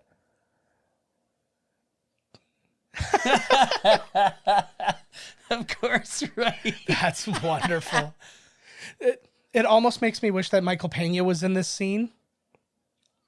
A van, some old van, eh? Yeah. Well, that's the one that he was in the storage unit. I know, but it's just funny that there's in this planet way the fuck out. Yeah. This time fight, and there's all there she is. Yeah. You saw too, she called Captain America Cap there after making fun of him in Ant-Man and the Wasp. I love this too. If I tell you what, I cannot wait for him to be in for the next Doctor Strange. He's so good as Doctor Strange. I agree. He's perfect. They've done a really good job. I don't know who I could see that they've cast that I would think somebody would be better for the job. I would say that for the X-Men movies, because I like Hugh Jackman. I think he did a great job with Wolverine. Yeah. Do I think he was perfect for the role? No. But what he had was great. I think the one thing that you point out, the one thing that is hard to do for filmmaking, because you say you want him a lot shorter and stuff like that. Short doesn't work for film composition. Everybody's got to be around the same height. Yeah. Unless you're doing a giant kind of thing and you're what about Lord of the Rings? Oh, here we go. Yeah. Here's the relay race. I that is a very fair argument. Actually, there was a scene that they had originally written where they had they made Hulk. I think it was when it was Red Hulk. They made Hulk hit him. So he turned completely purple and then used his powers. Oh, I went nuts when I saw this. Oh, shit. She is all into her powers. She almost kills him. Yeah. Nobody gets closer to defeating him than she does. Yeah. Yeah, to actually killing him. That's right. But I'm talking, not talking like Thor chopping his head off while he's half defeated. Yeah. Look at this shit. Yeah, this is him at his best. And the other thing too, because nobody else actually does kill him. He doesn't die in this movie. He gets willed out of existence like everybody else. That's right. He can be brought back if they want to. If they wanted to make him a part of Secret Wars, they could, right? Everybody loves Spider-Man. Come on. I am currently playing Spider-Man on the PS4, and it is a terrific game. I would like to play that game, actually. But yeah, it's... Boom. Yeah. There's no... it's so good to get to see her use her powers because she feels so marginalized in the part 2. Look, he's she's gonna kill me. Yeah. He's I'm about to die. Just rain to just blow the fucking place up. Yeah, it's all for nothing. She's about to kill him. Yeah. Oh, 100%. If she had 20 more seconds, they're all he's dead, and that's the end of it. What was the other thing? That's what he was going to do. Wong. I was going to come Wang. That's just as good. It's close. No, that's what was going to happen. So one of those Goliath things flying, he was going to have Hulk or Thor hit Black Panther, so his whole suit went purple, and then he was going to hit the thing, and it was going to use the because it takes the energy and then I like that actually. That's a really good idea. That would have been a cool one to see. I think it was just a matter of there's a lot happening. Yeah, and it was probably another thing you had to pay so much money to deal with, right? I like the idea of throwing the hammer too for that, and I'm so this 100% because I have a daughter. This is the woman lip service moment that's about to happen here. I so dig because I have something I could show my daughter. And Look at this. I'm not opposed to it. I'm not opposed to it, but they did it in the first one and they just did it more. I find it just to be a cheesy moment. Yes. I feel why would they all come out and stand together at the same time? Yeah. When they could have. Yeah. Yeah. been doing different things all over, helping people disperse. She's Valkyrie's over here fighting her, Pepper Potts over here, this and that. But then they have to have this whole we're all standing together as women. I was like, come on, I think it's just because it's so obvious. But the men get it all the time, so why shouldn't they get one? No, you're 100% right. I agree. I agree with that. This is wonderful. Like this again, a testament to her power. Where the fuck has she been? She just found out that they were here. Like again, like she had to fly from wherever she was. I forgot about her. I totally forgot about her. But this is what I love about this. Like again, it's a testament to her power. They were raining down on the entire Avengers. Like every superhero that's been in the entire MCU, they were firing down on. They're like, forget about them. We have to deal with this problem. Wow. So like good for her. But once again, they had not shot a single frame of Captain Marvel, which is why she's not in this movie, because they didn't want to fuck it up on her. He's like, oh shit. Yeah. She's powerful. She's so good. And I'm looking forward to her next movie. They needed her here because Thor is not mentally thinking correctly. Yeah. She's so good too, and actually, she also counts as another member of the cast of Community in a Russo movie, because she was in like 4 episodes of Community. Oh, she is? Yeah, brilliant. Love she was Abed's girlfriend. Love it. I know. The Pegasus is pretty cool. I'm so happy that this does exist, though, only because my daughter. You know what? Here you go. Wait a minute. This scene makes much more sense now. Okay. They all kind of just landed together. Yeah. I thought, I don't know, I thought for some reason that they all... Yeah. Oh, no, I dig it, actually. Yeah. It's... Well, I guess it makes more sense. It just felt weird to me that because it's like, why would they be...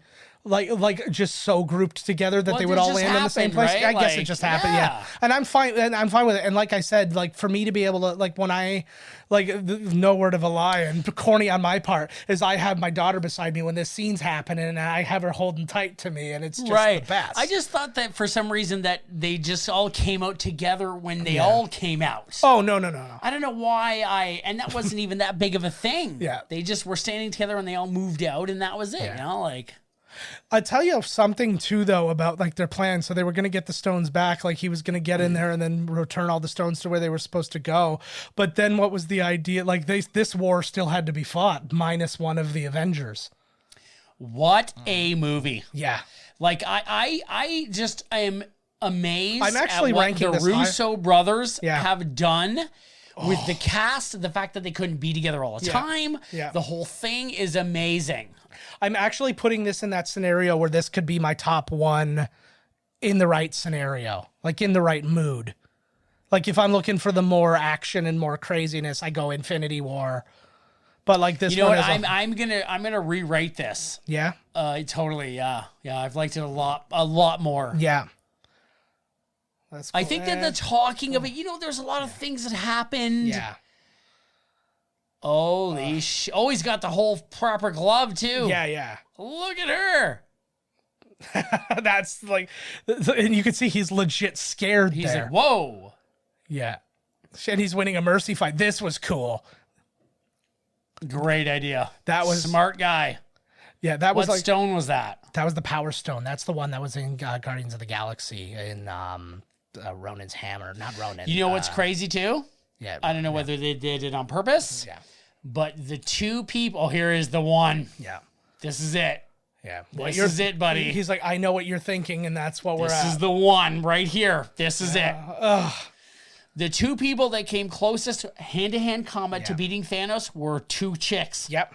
100% right. Scarlet Witch and Captain Marvel. And true to the powers like in the comics and stuff like that, not just like lip service. Fuck you. Yeah. Clink. Ah, Wait a minute.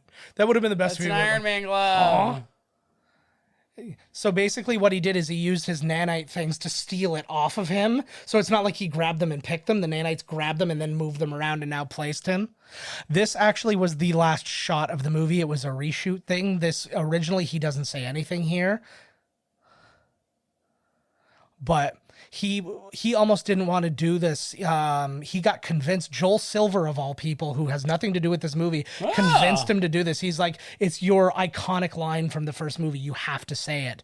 And because he didn't want to say it because they Why didn't want Joel Silver? Because he was just happened to be at a lunch or something like that when they were having this discussion. He's like, hey, what are you doing? And are you going to do this? I don't want to. He's like, you have to say it. So it was, he's like, I don't want to say I'm Iron Man. He's like, no, you have to say it. What the fuck? Like, his reasoning was because to go back and reshoot, like, because he knows that he knows that he's making the decision to die. And so he's like, I don't know if I'm getting back in that mental headspace to go do that and say, I am Iron Man. And that was his concern. But that fight scene was not big enough. Not nearly. Yeah. They even say, the Russos say too, they're like, it feels like a long scene. And he's like, when you actually count it out, it's not that long. Nope. That was not big enough for a movie that was 2 hours before any real fucking, it was adventure that happened. Yes. Yeah. That was not big enough. Yeah. There was not enough moments. Yeah. A lot of people deserved moments. They didn't get them, but this is a scheduling conflict thing, right? Yeah. Like, we missed one moment that I can't, God, I can't even pinpoint it now. I saw it in my research, but you see Mantis putting one of the Goliaths, one of those big flying Goliaths, to sleep. She's like on top of it and she's got her hands on it. So it's actually happening in the background. It's like, it's the best I can do, I guess. It's like nobody's as invested in Mantis as they are maybe other people. But we all are. Yes, we are, because we would like to see, there was like, we needed more. Yeah. I needed more in that scene. I don't disagree, but at the same time, it's like, at the very least, they've accomplished the beats they needed to accomplish. Right, exactly. Yes, they did.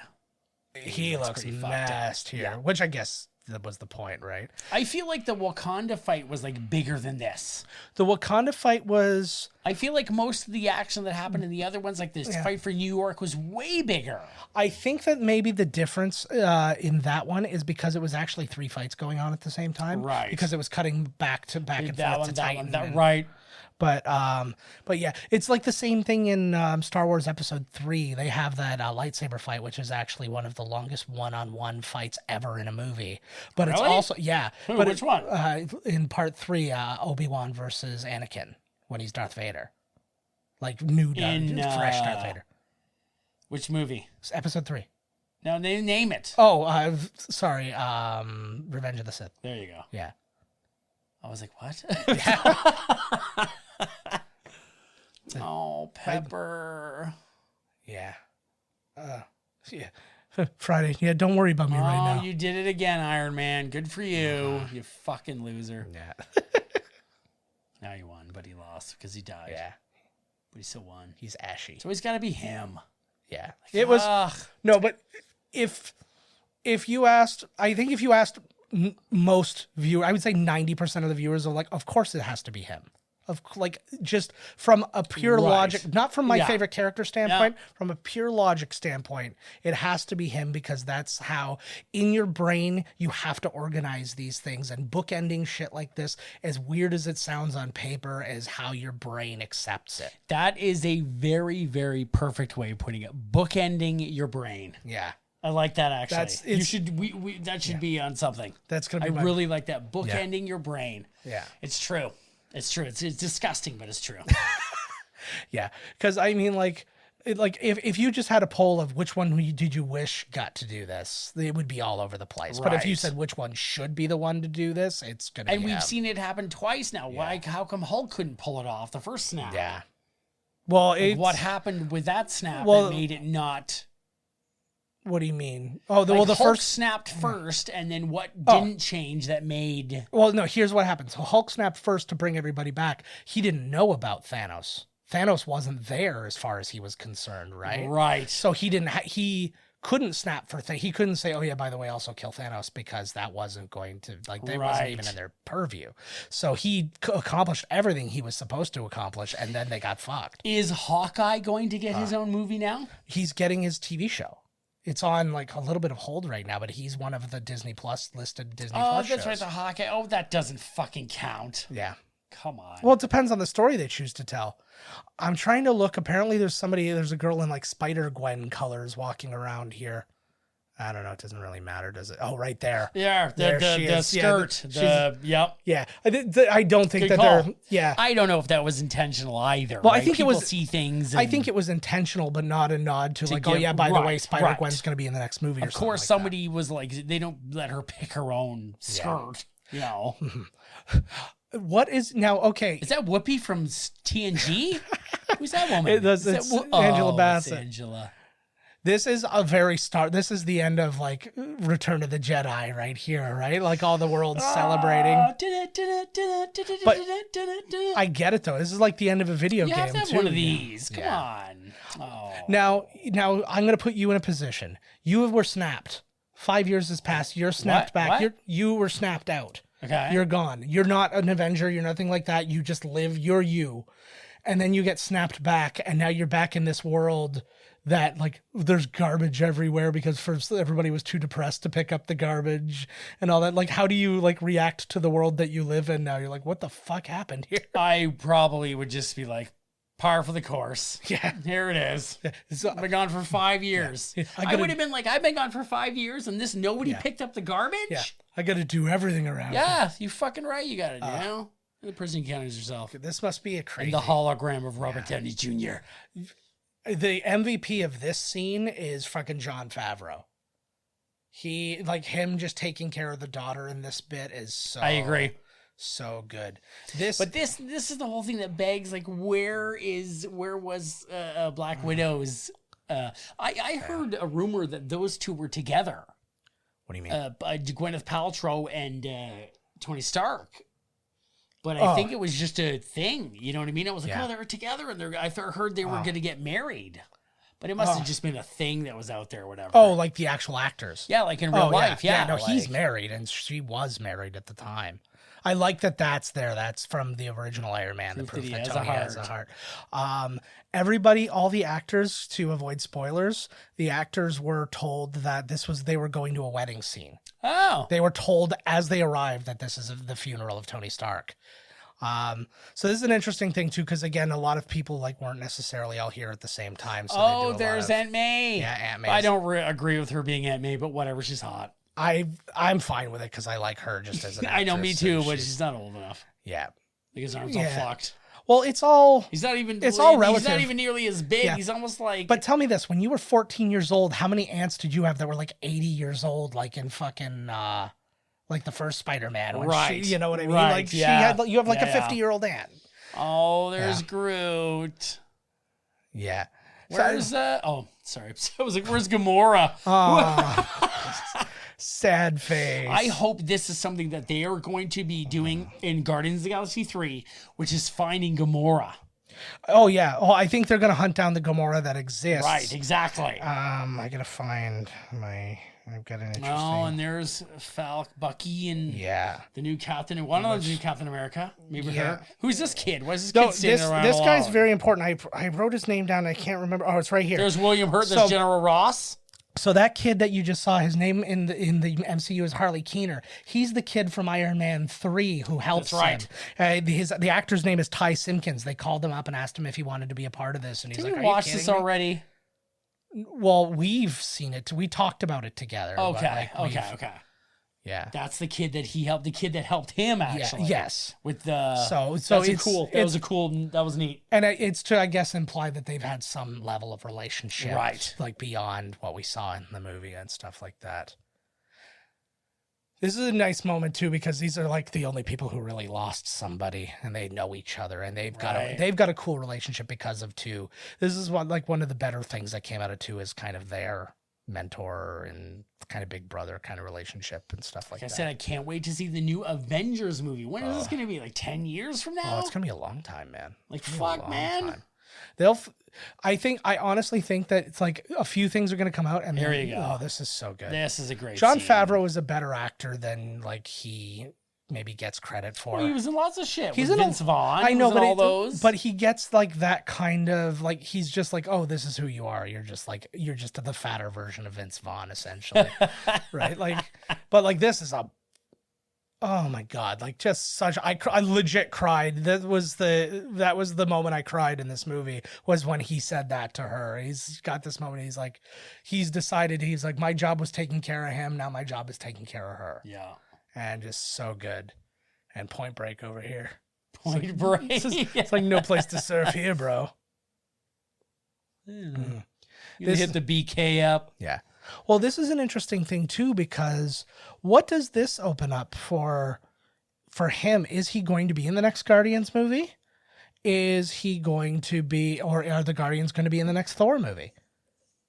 Oh, sorry. What's the next one? It's Thor. The Guardians will be in Thor. Yeah. Right. So it's like, it's interesting. Apparently there was a comic thing, because he calls them As Guardians of the Galaxy in a moment. There was a comic called As Guardians of the Galaxy, which includes a lot of Asgardians. Scourge was a part of it, and Valkyrie was a part of it, and it was like all of them kind of going on like a space adventure. Ooh, yeah. He's handing the keys to the VIP. It's weird too, because you forget, because just the way they've been dressed in these crazy costumes and stuff, that they are also the stars of Men in Black International.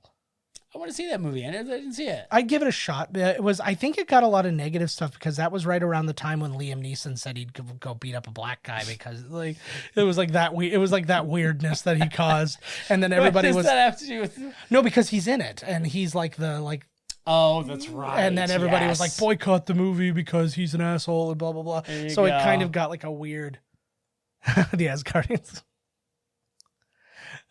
I love this scene with the two of them. I'm in charge. His face is so brilliant. It's good, yeah. This movie and I think Ragnarok really opened Chris Hemsworth up, like opened people's eyes to him up as like any possibility with him. You can have whatever you want out of this guy. You should fight one another for the leadership of the trip. Sounds fair. Mm-hmm. Actually, the I am Groot. That was the only I am. Right. Oh, right. Hold in right here. Where is it?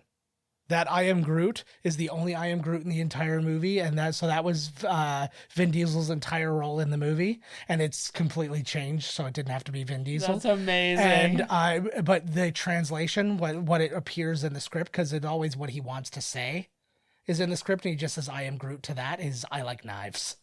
That was his. This is this face he makes right here, of course. Of course. So good. This ooh, there they are. Like, look at how just destroyed his arm. Like, he's just in a permanent cast now. I'm very curious to see if they do manage, because they still have to work with Universal to get Hulk.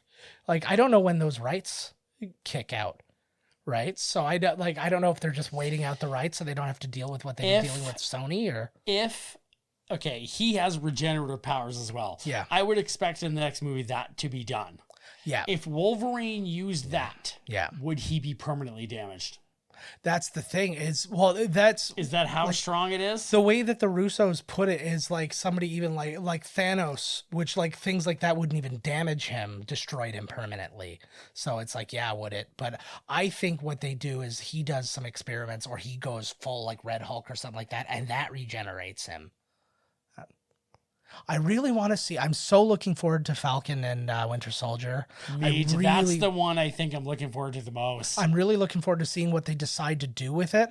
I have a feeling that a part of it will be his brainwashing bit is still not quite done, and then Falcon has to take him on.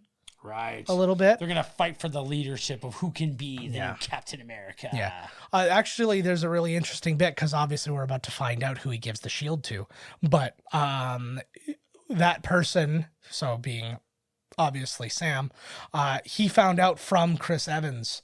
He was sitting there. He's like, so are you excited? They were literally just like, I don't know at what point. It was like in pre-production or whatever. He's like, are you excited? And he's like, for what? He's like, you don't know? He's like, what? And he literally got up and ran out of the room and grabbed the script and brought it. It's like, look, and he's like, oh my God, I'm Captain America. Like, And he's like, so it was a pretty You're cool the moment. new Captain America, dude. This is cool. But you know what? I think they made the right choice because originally I wanted it to be the Winter Soldier. I wanted him to have like that, like that arm, the Captain America arm that they gave him and stuff. But then when I started to think about it in the story that they've told here, because his brain is compromised and it's like it's better for Falcon. Yeah, but it's the decision that Bucky would make. He's like, if it was up to me, who it would be? It wouldn't be me because I'm still not all here. So Captain America's like, oh, I'm 90 years old. I better take the train down to that place where they sent me back. Yeah. God, I hope I wrote down the right day. Yeah. Could you imagine if he's sitting there, he's like, oh, thank God you're here. He's like, I've been here since yesterday. I was off.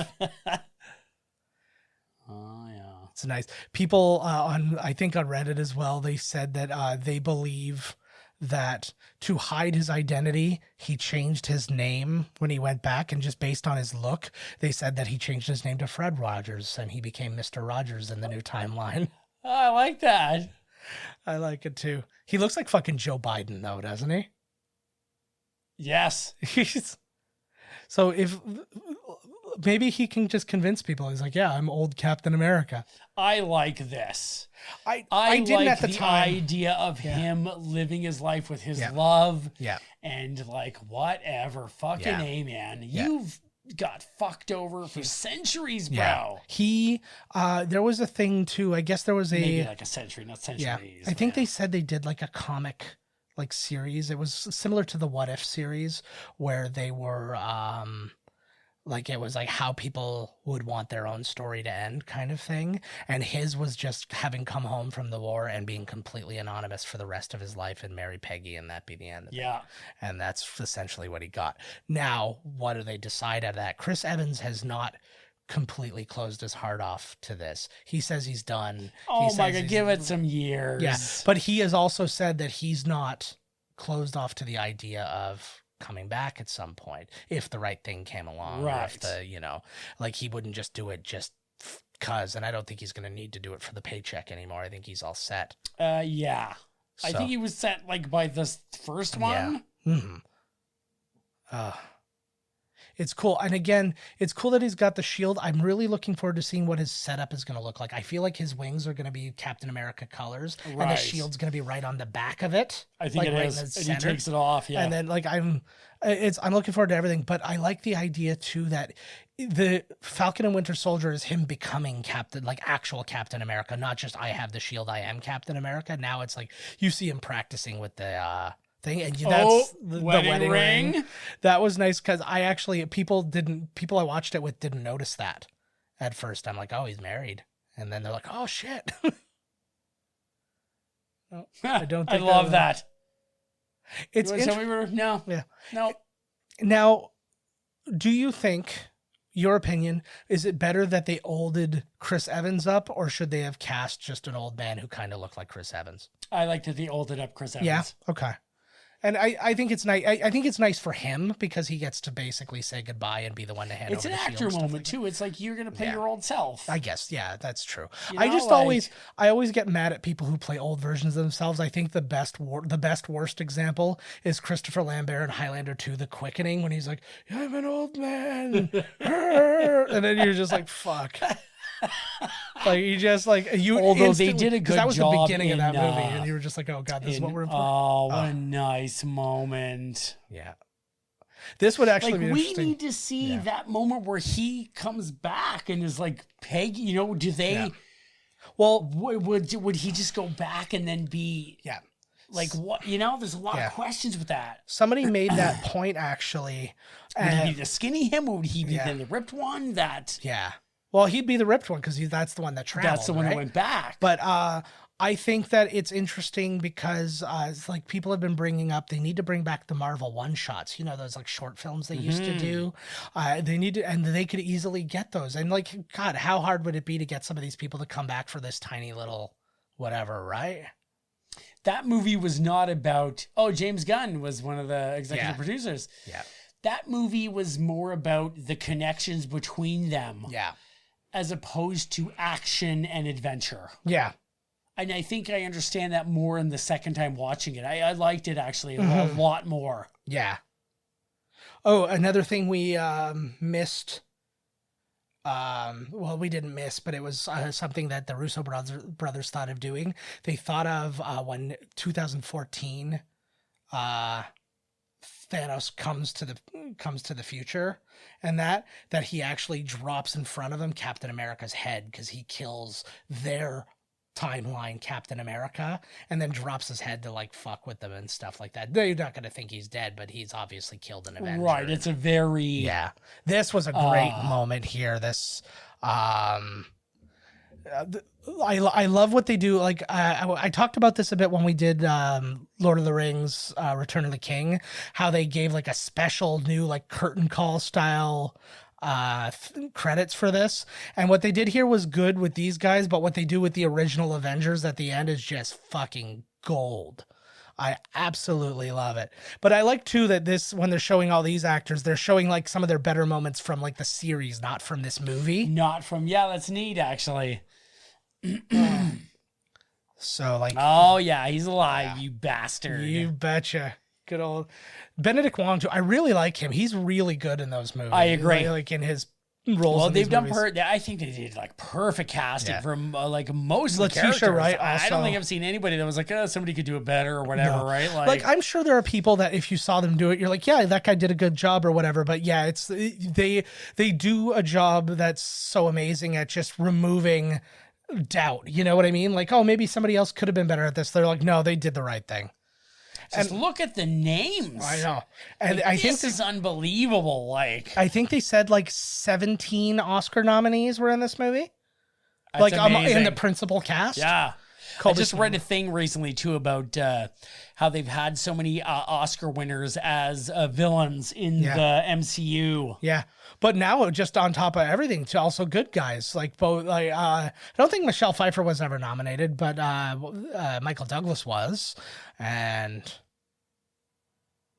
Robert Redford. Redford. I like the Fucking with. A. I like the with credit. It's like this special credit that you get to have, right? What? Sam Jackson. Well, it's actually a credit you ask for. Is the with and the and credit, because it goes at the end. Like What do you mean you ask for it? well, it's because then you're not just grouped amongst the people. Right. It's like, oh, it's all these people with this person who's special. So this is what I was talking about, is this autograph thing and like the semi-silhouette of the main people. I like, and legit standing ovation during my thing. Like people were like, they were picking their favorites and they're getting up and they're like, woo! And it was awesome. Nice. So good. It's funny because they probably took these shots and they probably were like for posters or something, and they probably saw this for the movie and were like, oh my God. Like, it's so amazing. Why did they fucking certainly did something, eh? Oh, good God. I don't know. Like I watch these and he's an old bastard, but I Yeah. think I hear Martin Scorsese's comments and the people that agree with it. And I'm like, fuck you. Nah. How could you ever say something like that? It's a movie. Yeah. Like not every movie has to be the movie that you make. Yeah. And That's also the whole point of cinema. Yeah. There's a choice. Well, and there's also just the whole thing of like, you're saying that these movies fail to do what your movies can do, which is like evoke emotion and all that. I cried during like 20 of these Well, I movies. think it's Like, 'cause they're Jesus Christ. old. Yeah. And like I said before, it's a crazy thing for him to make a $250 million movie where they CGI de-age all the characters and then poo-poo a Marvel movie. Yeah. Where one of the Like, movies what? is literally just them doing the exact same Yeah, thing, like, which was I say it to you right Captain now. Marvel. Okay, fucking, I watched it again. Yeah. And Oh, The Irishman? it's like the most boring. Yeah. Like it is like, oh my God. Like, Man. like it's well acted, but I'm like, what is this? I know, I hear you. It's super fucking boring. And I'm like, what the fuck? Like, I know. It's like, it's amazing. I just counted like in the first 10 people on this thing, like 6 of them were not Oscar nominees. It's just bananas. And you just keep going down, down, down. It's like, how gonna be 25 minutes of amazing, credits. how amazing would it be to see your name in a credit for this movie? I don't think I would ever get over it. Like, you know how people like they like stick to their like, oh, I was like the high school football champion, I was the quarterback, like here's my state ring or whatever. And it's like, oh, these guys. I'm like, if I played like soldier number 19 in this movie and my name was in that credits, I would have that forever. I would introduce myself to fucking strangers like that. That's how all I ever wanted was one movie. Yeah. To be in one movie. Yeah. That people were like, that movie was awesome. Yeah. I don't even need to be the guy that they talk about. I wouldn't just even to be in it. I would like I was in Matrix. Yeah. There's a great not the background guy. Like I had 10 minutes. Yeah. I'm in the fucking that has to be the thing. You have to at least have something that makes you memorable. Even if you only have one line, but it's in like a really funny scene. Yeah, people are like, I love this guy. Like that's all man. Yeah, like you're sitting there and you're like, oh shit, you're the guy in that scene. Yeah. And you say You know like, what I mean? that's Like, not my awesome. tomato. Right? I was that dude that told Liv Tyler that she could do it. Yes. As the elf. I was going to say that was a weird Lord of the Rings. You know, like she's like, should I go help save him? You can do it. Like whenever like somebody, you know, the fact that like Samwise, I know he's been in other stuff, but it was like, if I could just be him in that movie. Yeah. Absolutely. You know what I mean? I'd be like, I would be set. I would just be like, who cares? Yeah. Oh, absolutely. I was Samwise in Lord of the Rings. Absolutely. Well, that's like what I think about with Orlando Bloom. I was like, you could have just threw your hat on that for the rest of your life. Yep. Then he got Pirates of the Caribbean, and now he's having sex with Katy Perry. So it's just like all great. Pretty cool. Yeah. He's. I keep thinking my phone is ringing, but it's the whose phone is ringing? Mine. Drivers. I know, like all the driving scenes that happened. No, it's those are the people who like pick up the people and like, deliver equipment and all that shit. Yeah, they get it in there. I knew I worked with a girl one time who was a driver for film and stuff like that, and she was like, it was the most boring job. She's like, I never got to like drive a celebrity somewhere. I was always just driving like a random producer somewhere or just delivering a bunch of equipment. Yeah, so what? But she's like she never felt a part of anything. It's not like you're like seeing, oh my God, I'm driving and I've got like I have the prop, like I have the fucking One Ring in this like box or something like that. It was just like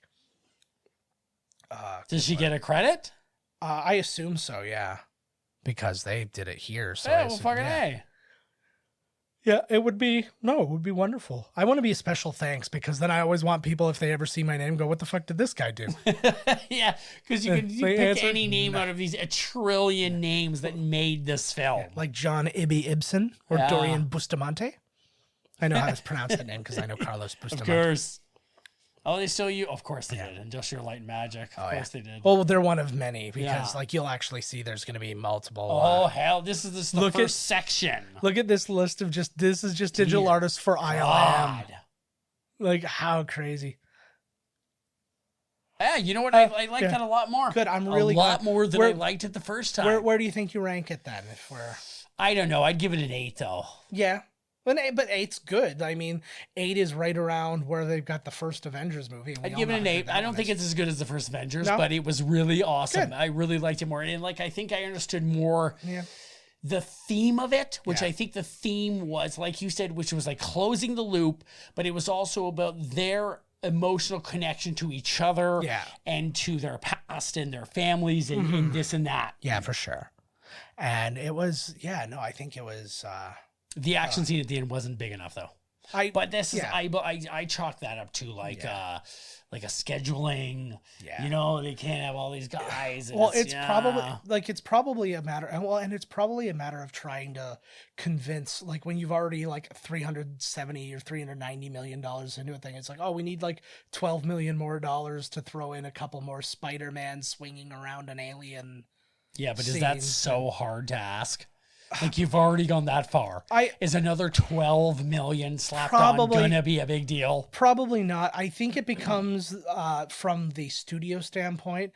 It's like, okay, if you ask for this 12 million, you give you, when are you asking for the next 12 million and then the next 12 million? Right. It's like, so it's like, yeah, but I mean, this is the cash cow. Yeah, no, exactly. When your golden boy comes and asks you for more money, and every time he does it, he knocks a fucking home run out of the park. Like you really, you know. Oh, you ain't wrong. You ain't wrong. Yeah. I would like to maybe sometime add up the maybe by the next movie I'll add up what Robert Downey Jr. made combined in all of these movies. I can't believe that. Why did Thor make more than anybody? I think he probably just happened to be in a renegotiation when the other guys weren't. Because I heard that in the second Avengers happened, like Robert Downey Jr. helped them get more, and blah blah blah. But I find it crazy that he would get more money than Robert Downey Jr. would. I don't know if that was straight salary, if that was points. But he probably, what they probably also did with him then, they probably signed him to another 4-8 movie deal. That may very well be true. So they probably were that like, was like, we'll give you this if you go again. Yeah, that's like his retainer. Right. I like that La Cucaracha was one of the listed songs in the movie because it was the horn theme. Right. That was funny. There's Elvis. Don't fuck around with the king, baby. Yeah, everybody has to thank Elvis or his ghost will come and fuck your wife. And it's Fat Elvis. So there's the Quebec and Ontario. Koreans. Fucking right. Well, they also have the Georgia Peach one there. I like that underneath it said it was a British Columbia tax credit. So they had yeah. Don't get me started on the British Columbia tax credit, bro.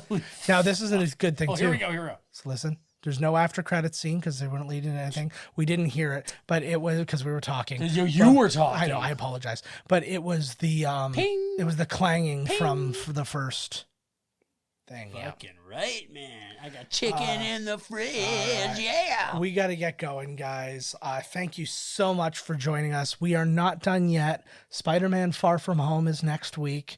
We're going to visit the world after all this is done. What do you do with people who've aged 5 years? It's actually really interesting too because they do deal with that a little bit. People who are like, if you were like a senior in high school, people who were like freshmen in high school are now in college when you're gone. When you were there with them. Yeah, so it's... And now this is the Latin American credits coming up here. Netflix and every culture in the world, the credits are longer than the film. Well, they credit, if they have the option for that audio track, they put the credits in for those audio, audio performances. So that's all that's happening here.